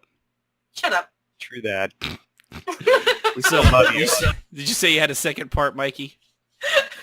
That was basically everything. The both parts. So. Okay. Yeah, but no, yeah, that's that. Tangent. Yeah, talk about that head injury again, huh? Oh, shut up. But yeah, that's kind of what we mean by maturity, and it's there's different ways to there are ways to do it well, and then it's believable, and then there's like I said, what we're getting into with if you just plan it out and you're constantly forcing it, or if you're trying to you create a character that's supposed to be out of the gate mature, which makes sense. There's nothing wrong with that. But maturity is also evolution. The more you evolve, the more, that's just, they kind of can go hand in hand. So even though your character may already be, like Trithalis, Strophe, your Trithalis character, he's a high elf. He's you would consider him mature, right? Like in the strictest sense of that. But he's not done maturing. You know, he still learns things. He's still having, you know, you basically mature as a human being, or a dark elf, or a high elf, or a dwarf, or whatever. Maybe not a dwarf. Maybe probably not a dwarf. Until the day you die. You're always maturing until, you know, some horrible disease takes your mind and you're no longer able to remember, you know, if you can tie your shoes. Always? What's that? You think always? Always what? I think always. I think yeah. Even old, you know, my grandparents, even before they passed away, they were always, you know, changing, maturing because situations kept happening. Oh yeah. You know. Oh, that's what yeah. Yeah. I mean, you never stop maturing. And if you do, I'm not done. You're probably in a coma. Yeah, because as an older person, I'm still finding things that I'm learning. I still learn something every day. That is going to change you as you grow up. I'm not the same person I was 5 years ago. No. I have a completely different job than I did, and I'm 50. And that's going to be the case when I'm 60 and when I'm 70 and when I'm 80. You know, and your job can help define you as an individual and mature you. And it's the same way with, you know, that is one thing too. Now that you bring that up, Jazz, is even in characters, you know, if you change jobs or, you know, like they try to do something different, that can change a character. You know, you don't always have to, you know, if they go from being that warrior or assassin or something like that, and maybe they retire, maybe they do something else, you know, that can have a huge impact on a character and mature them in different ways. So yeah, in the case of my old assassin, he started off like a programmed individual that he couldn't think for himself, and slowly he was starting to think for himself and starting to become who he was supposed to be instead of rather who he was made to be. And that was a fun journey. Yeah, exactly. And he was very old, so it was definitely something that can still happen. Yeah. Well, I appreciate you calling in, Mikey, and it's good to hear from you again, man. And then, by the way, his series, your Elder Scrolls, the Elder Scrolls Spotlight. Are there still episodes coming out of that? I've seen one recently. There are still episodes coming out. All right, I just wanted to make sure. But rphq.org or in their YouTube channel, if you look up RPHQ, Mikey's stuff still showing up there where he spotlights different role players in ESO, and it's always a good time. He's probably a smarter guy than we are, but we're not going to let him know that. It's just between me. I know me a couple and the shows back, Mikey, we were telling people that if they get contacted by you, that you're cool, and you're legit. Do a show. It's one of the cool kids. Not just some. Oh, he's one of the coolest of kids. I'm totally telling my mom this is going on in the refrigerator. This is going to be awesome. Thank you so much. You get a gold star. Yeah. So appreciate you calling in, Mikey. You have a good night, man. Bye. All right. So with that, actually, since we have another person waiting, we'll go ahead and also, I'll drag him down here. We'll also go to Calico, also on our phone lines. So without that, how's it going, Calico? Appreciate you calling in, man. Doing good so far. How about you guys? Not too shabby. What you got?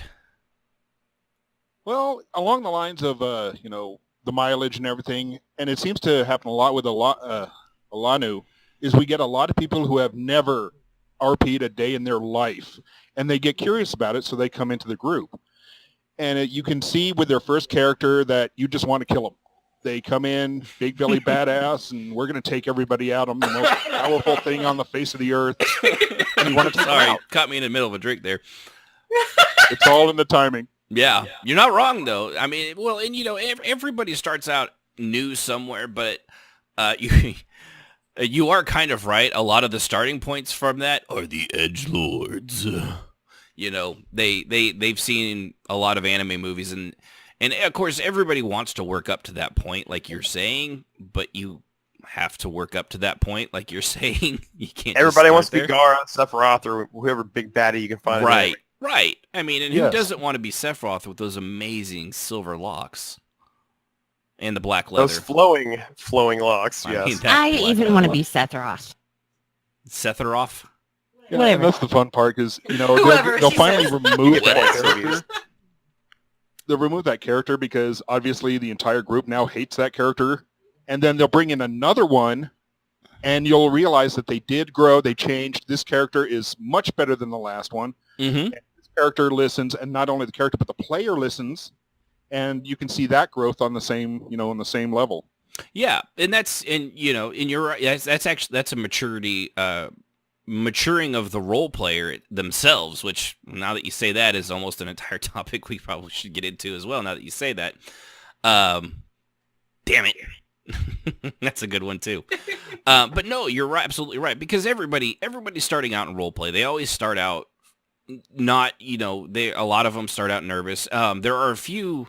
Usually the ones like you're talking about, they're the ones that aren't nervous when maybe they should be. And like Sib, for example, when she started, she was super nervous, super self-conscious. I know T the Khajiit in the chat, I know when we first role-played with her, she said that she was like super kind of meek and really, really like, am I doing this right? Didn't want, nobody wants to make a fool of themselves around people that know what they're doing, and I get that. But then there's the ones that come in and they're like, Leroy Jenkins, right into the role play without any clue of what the fuck is going on around them. So true. So you want to, have a little growth period where you're learning and maturing as a role player, and really, you almost never really stop. Like I still have to check myself constantly not to get pissed off at things and things like that. It's just human emotions. I know we say a lot of this stuff like, hey, you shouldn't mix, and of course you shouldn't mix. But knowing you shouldn't mix and not getting pissed off when someone does something stupid are often two different things, which also comes from maturity, Yeah. So yeah, you've got a real good point there in the difference between a new character that just is like, I'm here to learn and they're willing to learn, and the guy that's like, I'm, Sephiroth or XX Sephiroth XX, it's like, no. Lord. No, you're not. No, you're. This is Final Everyone Fantasy. goes through it, sadly. Yeah, well, and unfortunately, I feel bad for the Final Fantasy 14 role players because I'm pretty sure in an upcoming update they're actually going to fight Sephiroth in the Omega fights, because the Omega machine is bringing characters from Final Fantasy 6 and 7 for you to virtually fight against in their storyline thing. And maybe pretty Genova, sure it's going towards Sephiroth is the last one. Maybe So, Genova and Sephiroth can get loose and cause calamity. Calamity! Well, Final Fantasy 14's already got enough calamities as it is. That's how they got the Realm Reborn with Bahamut, which, fucking amazing video. I still watch that thing from time to time. That's an awesome video. But so you got anything else, Calico? No, man, that's it. Nope. Well, Hi, Calico. It was short, sweet, but well said, and we appreciate you calling in, man. Agreed. Yes. Bye, Thank honey. you so much. Have a good night, Calico.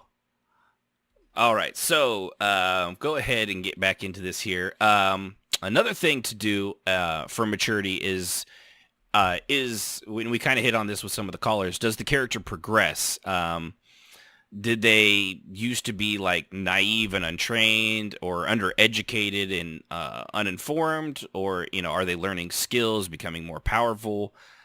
That's all stuff that goes into maturing your character. Yeah, I mean, as like your power level isn't necessarily a form of or a standard of maturity or the measuring stick of it, but it kind of goes along. I mean, did you guys say it goes along with that? Just because, I mean, like you guys have all learned different things, and as you've gone, you learn how to change a tire. You learn all these different things, that you might be able to do.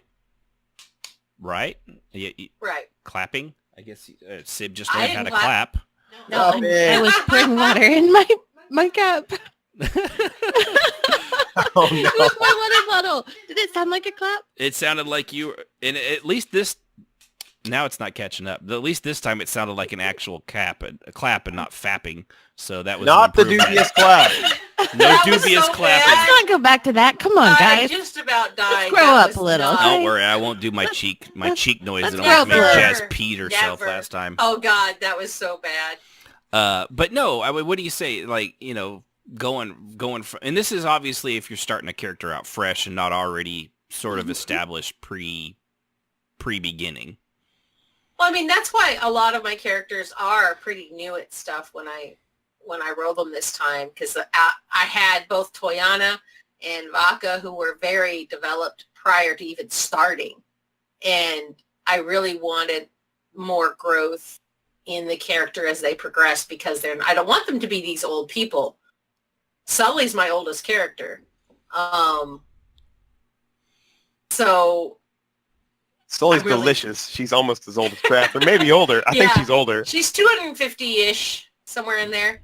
So she's less than half of Typhon's age, because he's quite a bit older. Excuse me. Because he did that Fire Daedra deal. So then he made Sully, so she got that same thing in her blood. So she's older. But I really like her because she's not going to flip out and act like Sia would. Sia's very impulsive. She's still very young. Kia is still pretty young. She has a temper.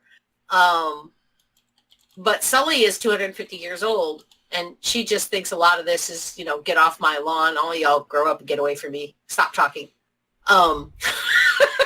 Quit being a dumbass. Yeah, basically, that's kind of her whole thing. Yesterday, she was just like, do we need a bench for the children? Right. Because she's tired of it. So it causes a nuance, I think, that is a lot of fun to let your characters grow, like both Kia and Sia, and I still wish I hadn't named them so close together. Right. Well, me too. It gets shut up. So okay, so you did it to yourself. Yes, it's your own fault.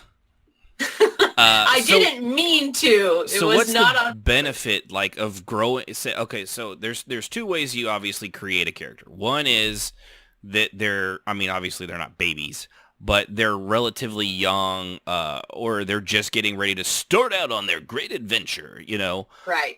So you're gonna basically everything the character learns from that point on. They know how to obviously well, maybe not always, read, write, maybe hold the pointy end of the sword in the right direction, that kind of thing. Basic Honestly, magicka, and maybe less than that, as opposed I to think it comes starting them from the get-go as they've lived hundreds of years. They already know all this magicka and all this fighting combat stuff from the get-go, and then they mature from that point on. What's the benefit and negative sides of doing of growing the character from basically scratch, for example, as opposed to beginning them already halfway through that journey?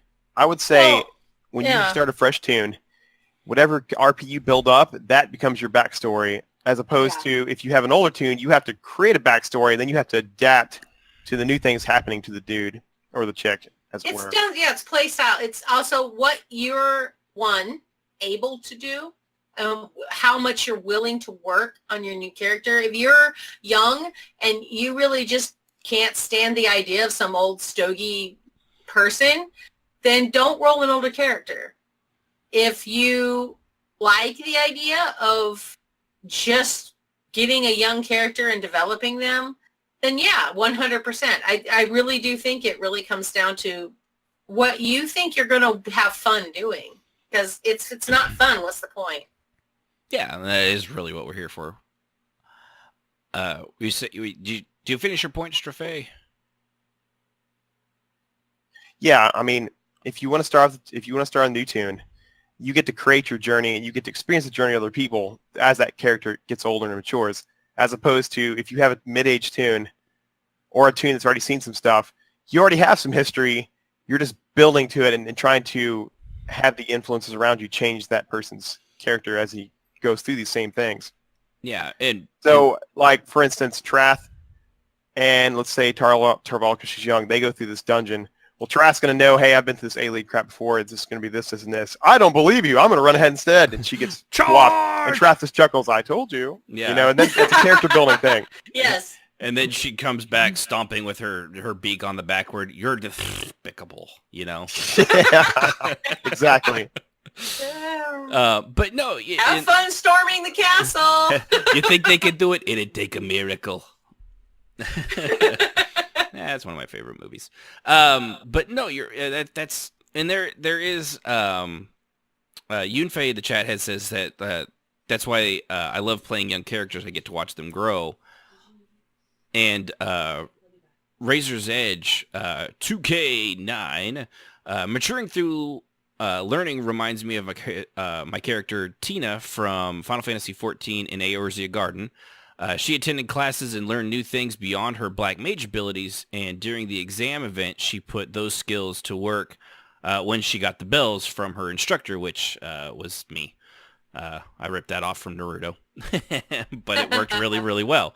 But yeah, and that's one of those things. Like that leads to that leads to things like if you've got a character that's still learning and things like that, and your guild or you go to, because there's open role play, at least in ESO, and I think in Final Fantasy XIV, it's probably several games at this point, where they're teaching various skills. Like, your character can learn from that, but if your character already knows anything, you've also basically just boxed yourself away from really having any need. I mean, you could still go to it, but you probably don't learn, your character doesn't probably learn anything. They just sit there and like, that's correct.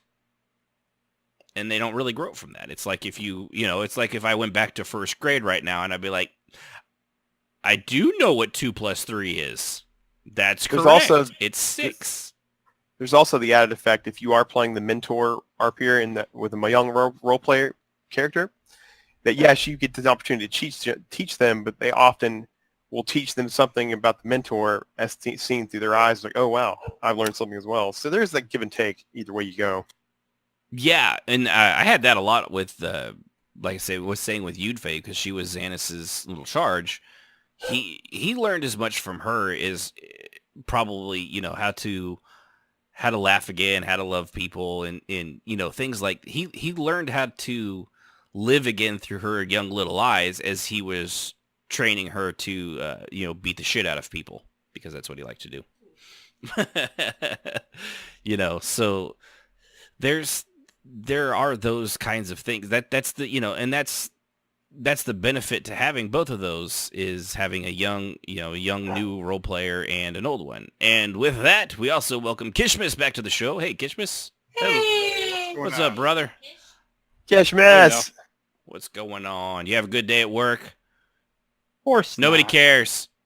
We haven't seen you so long, bro. I don't even recognize you, bro. I've been talking this whole time. I don't want to say anything. Oh yeah, you were muted. I didn't realize you were talking. Thanks for letting me know, guys. I didn't hear you. I didn't know you were talking. I didn't hear you at all. Last I heard was her on the phone. So, by the way, Kishmas, I don't know if anybody else has noticed, but he actually sounds 1 year more mature than he used to.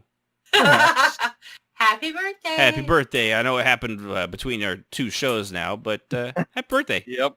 Hey, bro, you're 22. I'm 22 now. He's 22 now. So, yeah. Well, I'm glad you were able to make it here. And because you're here, too, in honor of Kishmas showing up after work, we're going to bring Sibh'Bae on our phone lines. Sibh'Bae, appreciate you calling in. What's up, buddy? Hey, how's it going? How's it going? Oh, fantastic. It better be. I was just listening, and I was like, I don't have any current things to talk about since I don't have as much time to role play these days, but I've been thinking about Sibh'Bae, actually, from EQ. Mm-hmm. Go on. Yeah, and when I started role-playing him, I think Hang up on him now. Do it now. I'm kidding. Go ahead. I think I was 18. I think maybe 19. You were 19. You were 19 when I dragged you. Yeah. Yes. Yeah. And I'm 30 now. So it's been a while. But when I started him, he was a one-dimensional, kind of boring character, kind of an asshole. In fact, I remember when I first showed up as him into the Silver Circle Guild Hall, I think it was Rengots that out of character was like, oh no, it wasn't Ren. I already knew him from, it was Greiger. And he was like, I don't like that guy. He's an idiot. And remember, your character, when he first came into the guild, got tossed out like 2 weeks later. So. No, he got tossed out immediately. Was it immediately? Okay. He was an asshole to Vakarina. And then I think Jazz and I talked out of character for about 10 minutes. I came back, And immediately he had a growing moment of being like, maybe I can knock this on. But the point is, because of that, he ended up getting to learn and grow and gain a lot of ranks and like make friends. And then he met his wife, which that's a whole weird, different story. Yeah. Emily is very strange. And he went from this 1D character to like a 3D character. And so, I mean, I don't really know where I'm going with this, but the point is because of that maturity, and also probably because by the time I quit playing, I was in my middle 20s, upper 20s. Yeah, I don't know I was how long say, we were there. how much of that had to do with not just your character maturing, but you as well and learning like the ins and outs of roleplay, like what to do, what not to do? How did that have probably even more of an impact on the maturity of your character than just like the ins and outs of what happened in roleplay? Yeah, I'd say, looking back on it, it's probably mostly due to the fact that it's, I was 19 and then I was in my 20s, went from college to jobs and, and so on and so forth. And paying bills and yeah. Suddenly you have opinions on things like taxes. Exactly. And so, but it was just, it was lucky enough that I was able to let him learn so he could go on to end up being the general of the guild and like controlling all this stuff. And also back then I didn't have anything to do. So I just roleplayed all the time. Right. Yeah, and you can learn really quick when you're in college and things like that. And there's only so much time you can spend studying and doing classes. Exactly. But yeah, I just wanted to pop in and say it's necessary. Because if you just stay a one-dimensional character, it's boring and people are going to get bored of your character. And it is absolutely true. But no, all right, cool. I appreciate you calling in, Saba. And Thanks. Thanks, Saba. Buddy. You have a good night. Thank you. Yeah, here we go. There we go. Helps if I don't try to put him in a voice chat or a text chat when I leave him out of here. So Kishmish, since you had to run late to the party, which won't be happening next week. He'll be here for the entire thing. Woohoo! The entire thing. He'll actually be spending some That sounds like a threat. It sounds like a threat. Probably We're not even know how to act anymore. It kind of is just a jazz, though. That's right. Don't worry, when we ask what she's doing in roleplay, she'll be first next week too, because she complained about it. So, Kishmis, before we're getting close to closing out, but I want to get your opinion on what it is you think on maturing your character versus, say, like we were saying, a character like, say, my Tarvalda, which was, has learned over the last year, as opposed to a character that comes in and already kind of knows it all. Stage, pretty much. Yeah, I don't think that people should, maybe it's all about personal preference, but I don't think people should really start RP characters already developed fully and just, nothing really to expand on. You really got to put holes and flaws in them and have them develop over time, kind of like what they do in trilogies, like, I'll give you an example. Luke is a good example of maturing characters. Mm-hmm. Yeah, we've been using Luke Skywalker and like Harry Potter is the other one, because he's not the same kid he was in, the first two books, as opposed to when he's like one-on-one with Voldemort, Right. Excuse me. All right. But I think Anakin Skywalker is another good example of that. All right. Well, this conversation is fun. But no. I hate sand too, Kishmis. It gets everywhere. I think so hard and coarse. If there's no development like of the character, there's really no arc to really stem off of with your character. Like with Regier, he started off, like a big buff. He was basically your average gym bodybuilder. He was really cocky, always was flirting with people even though he didn't know shit. Like, oh yes, I know lots about the sermons. I banged guys. I banged 15 girls last week. Exactly. Well, he wasn't really like that. He was not quite like that. Not that bad. He wasn't bad. Chad level of bad. He was definitely not Chad. All right, good. Whew, I was gonna have to completely rethink my interactions with him, which of course would be mixing. But if you're a Chad, that's one of the few times you're allowed to actually mix. That's a unwritten rule that I just made up. I mean, Raj is a Chad in his own way, but that's not anymore. He's really more of like the lovable jock, really. Right. But even that, he's I wouldn't go so far as to call him lovable, but he definitely is to you, interesting. maybe to you. Tarvola thinks he's like a brother. She had a small crush on him for a while, so. Hey, I have a picture of them sitting in a tub bathtub. together. That's right. Yeah. Yeah, they were totally.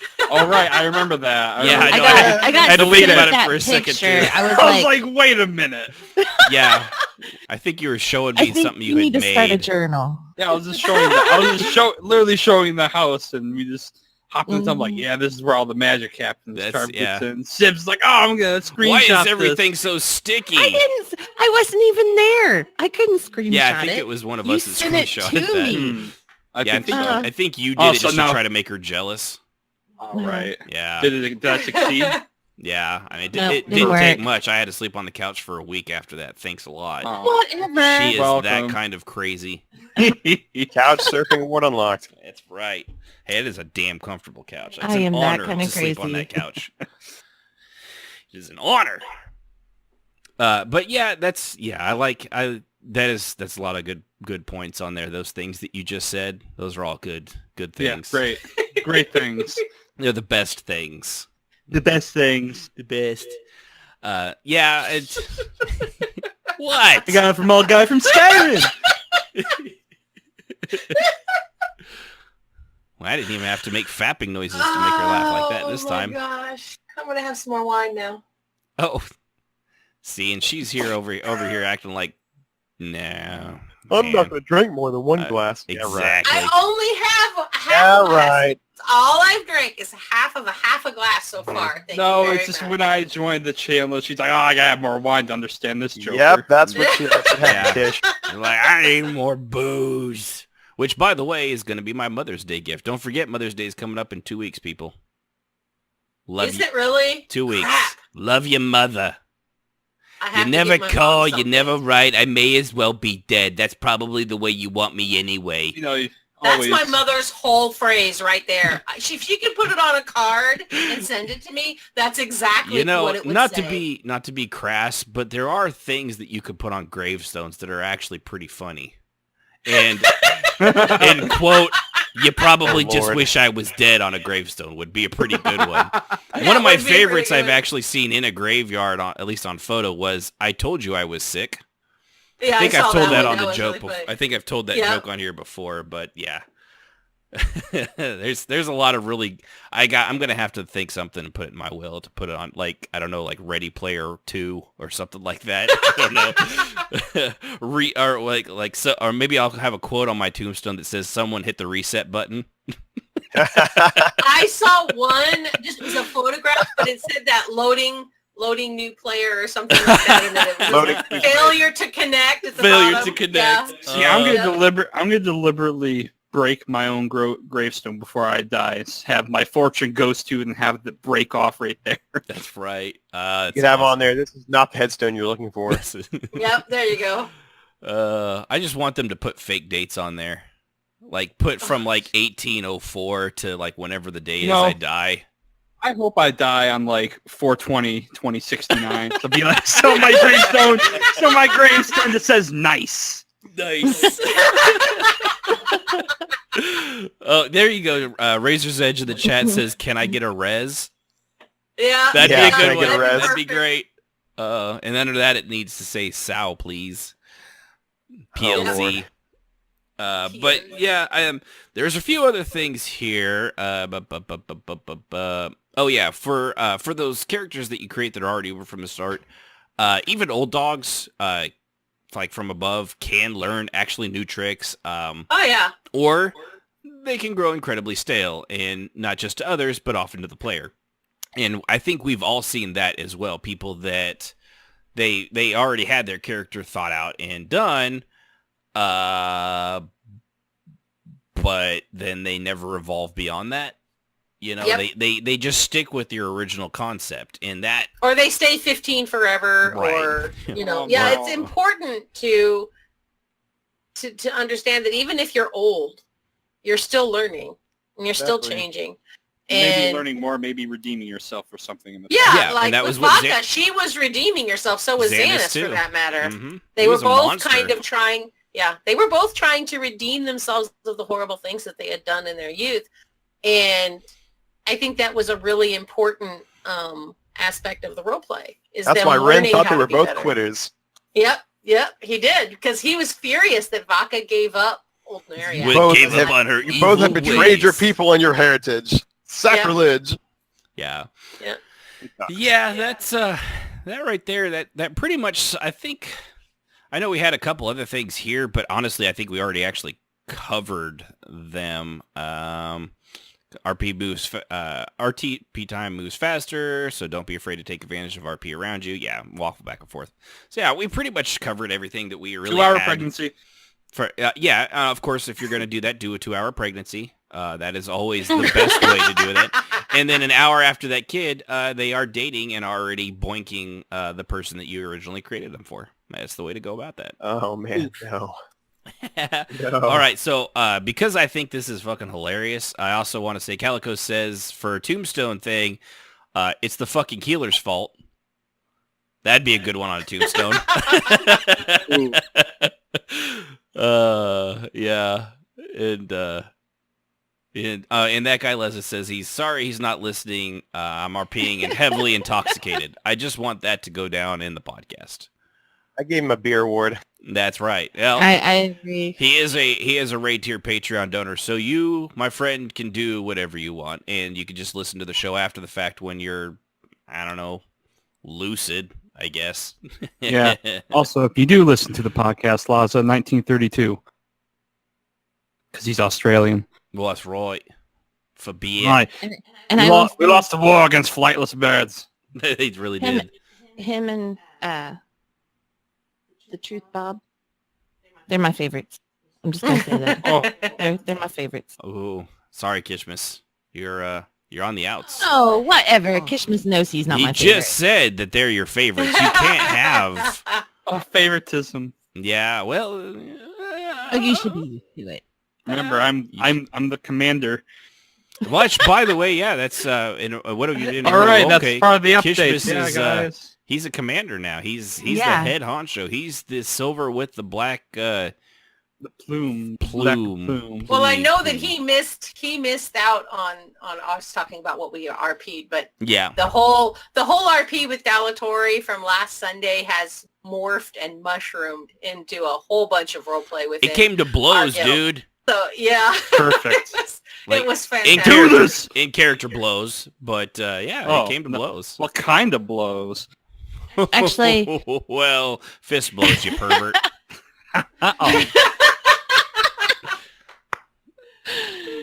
All right. Well, I guess we'll go ahead and start because we're just going to sit here and basically this right here is what it sounds like when we get off the show and then when we try to figure out what we're going to do next week. So silence, you're spilling our secrets. Little behind the scenes stuff there. No. Anybody have any last ditch things to say before we kick this pig and go home? Please change your character. Don't not mature your character. It gets really boring and really repetitive. And I know a couple people like that, and it's really dumb. And if you're not, if you don't have the experience, don't go and saying your character is like 1,000 years old. 1,000, yeah. Don't do that. Or knowledgeable. Because you're going to get frustrated. The people RPing with you are going to get frustrated, and it's going to end up to like probably not ever happening. Yeah, if you're playing a character that's supposed to be mature and like a scholarly bookworm that knows a lot about the lore of the game, but you yourself don't know jack squat, don't play that character because you have to know. I mean, I get it. There's a separation between the person and the character. Not when it comes to knowledge. But if you have no life experience, I don't mean to be mean about this, but you either, like, I did not know a lot about EQ lore when I made Vaca, and that showed initially before I ever met any of you people. I had to change her several times to get her to fit because I didn't know the lore. It was a learning experience for me because I realized that I really should have played the game more seriously before I made her and learned more about the lore. So when I came to this game, and every other game since, actually, after EQ and then to here, I read everything I can find so that I understand at least a grasp. But there's so much to learn here; it's ridiculous. It is, but it's only 6 games worth of bullshit. I know. Books There's and just lore. so much. I mean, I learned 80% of the lore in Guild Wars 2 in a week. Yeah. Wasn't hard. Yeah, same with a lot of the other games. Same with Tor. I knew enough about Star Wars to be dangerous because of Chattahoochee and a couple of other people like Sibh'Bae and others that knew a lot about. And yes, dear, and you knew a lot about Star Wars. You guys helped me. You put me in the right path so that I knew what to look up and figure out. So it's really important and vital when you build a character that it's going to fit into the world. Even if you want to play X, Y, and Z, it needs to fit into the world or it's just dumb. And it's irritating and it's only going to cause drama and stress to you. It's not going to be fun. Take the time. And if you really, really, really either don't have the time or the interest or are very, very young, and have never had a job, you've never paid bills, you probably shouldn't be paying somebody that's 200 or more years old. Darn it. Just a stab in the dark. Try to stay away from playing characters that are old and wise when you are 18. Oof. I guess I'll have to leave ESO then. No. It's not that you can't play the character, but just play the character as a younger person, like a 100-year-old elf instead of a 500-year-old elf. Don't conflate age with maturity. I will say, I have never met anybody so young that plays a good older character, Kishmas. Oh, he does really well. I will tell you, I have been so impressed with how you play your character. Until and you me told and me Ashen have talked about it because I'm like, I don't understand how he's able to do that as young as he is. It just is amazing. Yeah. Whereas other people your age that role play, I'm like, oh my God, would you stop talking? Yeah. No, not all of you. So just most kudos. Because Kishmas is a pro. But he's also done his research. That helps. I think that's my point. You can do it. You can pull it off. Sibh'Bae played a 800-year-old elf, a dark elf who'd been through some pretty terrible things and had done some pretty terrible things. And he was what? You were 20? I was in my 20s when I played Ren, yes. So you were very young, and yet you carried it off. And until you told me, I would never have guessed you were as young as you were. Same with Chattahoochee. I never would have guessed he was the age he was. I was very glad that I checked because, well, reasons. In AOC. Very good that I checked. The dubious clap. What? Dubious clap. Dubious clapping. Yeah. So, but all of you do your research, and that helps. That's what I basically mean. It's not that you can't pull it off, but if you're not willing to do the research in the background, you're just going to fall flat on your face because not only do you not know the lore, you also don't have the maturity yourself to carry off acting like an older person who is wise. Yeah. If you're not wise, it's just, there's just the oldest rule in the book as a writer is, do you know what it is? Yeah, sometimes you can't fake it till you make it. Right. Write what you know. That is the first rule of writing. Write what you know. And if you don't know and you were determined to write about it, like I knew a lot about guns and I know a lot about shooting guns and hunting and things like that, but I didn't know squat about being an assassin or anything like that when I wrote one of my short stories in school. And so I spent probably 4 weeks researching real life assassins, reading some of their books and things like that so that I could get an idea, not just TV, because TV never really gives you a realistic view. Reading about these people and what they do so that I could write that story. And my teacher said she didn't know. She couldn't tell that I didn't know about it because it really felt realistic. Yeah, but if I had just walked in and wrote that 25-page story without having done my research, it would have just sounded corny. You just sound like an idiot. Yeah, and that's the difference. Well, but I saw that on an episode of CSI Miami. Right. I mean, if I had just written about what I know about guns helps when I write, because when I write those kinds of things, I know a lot about guns and hand-to-hand combat and things because I've done those things myself. But as being an assassin, killing someone, I don't have any, thought about it, but I've never actually carried through. The FBI is knocking on your door right now. Yeah. Sergeant Peterson, FBI. Yeah, so it's really important as a role play person that if you're not willing to do the research, please, for the love of God and all that is holy, just roll a younger tune who's just bebopping around and doesn't give a shit. It's going to be a lot more believable and a lot more for you and for everyone involved. Burt Macklin, FBI. Love you, Chris Pratt. You're the best. Real quick before we go, Tia actually said that they had a problem with this in TC, which I'm not sure. I guess that's a guild. Lots of people wanting to start their characters at 300-year-old plus magisters, and every time we had a problem where the character ends up struggling to fit into the guild, into the RP in general, and that's exactly, you can't start at a maturity level greater than your ability allows, and what you've researched, what you know, right, and what your knowledge lets you, right, right, what you know, Telvanni right, contracts. Thank you. Yeah. I didn't know what TC. I'm not good with abbreviations, T. I'm very, very, very, very bad with abbreviations. So, all right. Well, with that, we'll go ahead, start the music here. And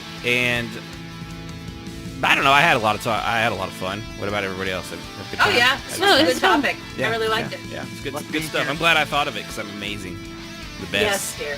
I'm fantastic, one of the best. So I appreciate everybody tuning in, RPMMORadio.com, and put a /Discord if you want to join our Discord channel. And you too can call in like Calico, Sibh'Bae, and Mikey did tonight. Get your 2 cents in. We appreciate, we can ramble on forever, trust me, but we also like to hear from you guys. Yes. You guys bring a different perspective that maybe we sometimes don't think of.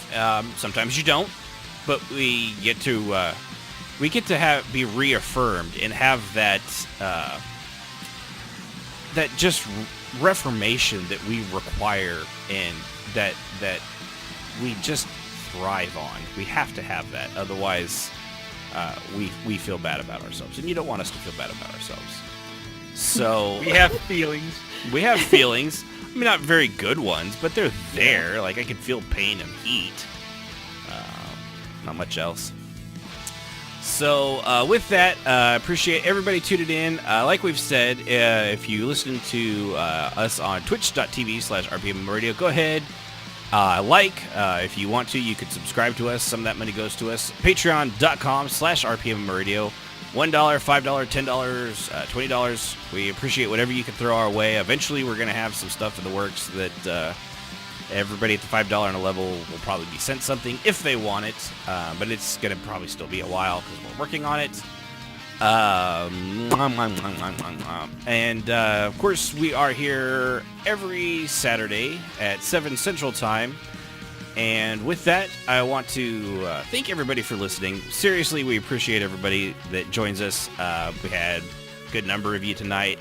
One thing I will go ahead and add, get the word out.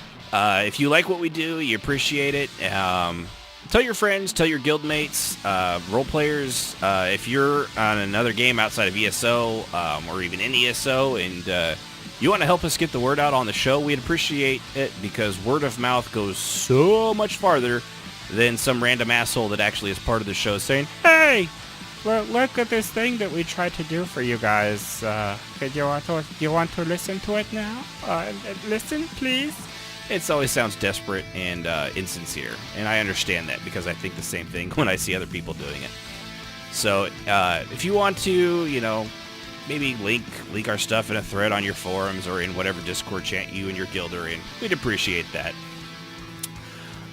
So with that, I didn't actually write this out, so I'm going to have to make it up on the fly. Join us next time when we talk about halflings and why their maturity level is that of your basic 4-month-old, because they're stupid and they're creepy and I don't like them and they're dumb. Next time on RPM Radio. Good night, everybody.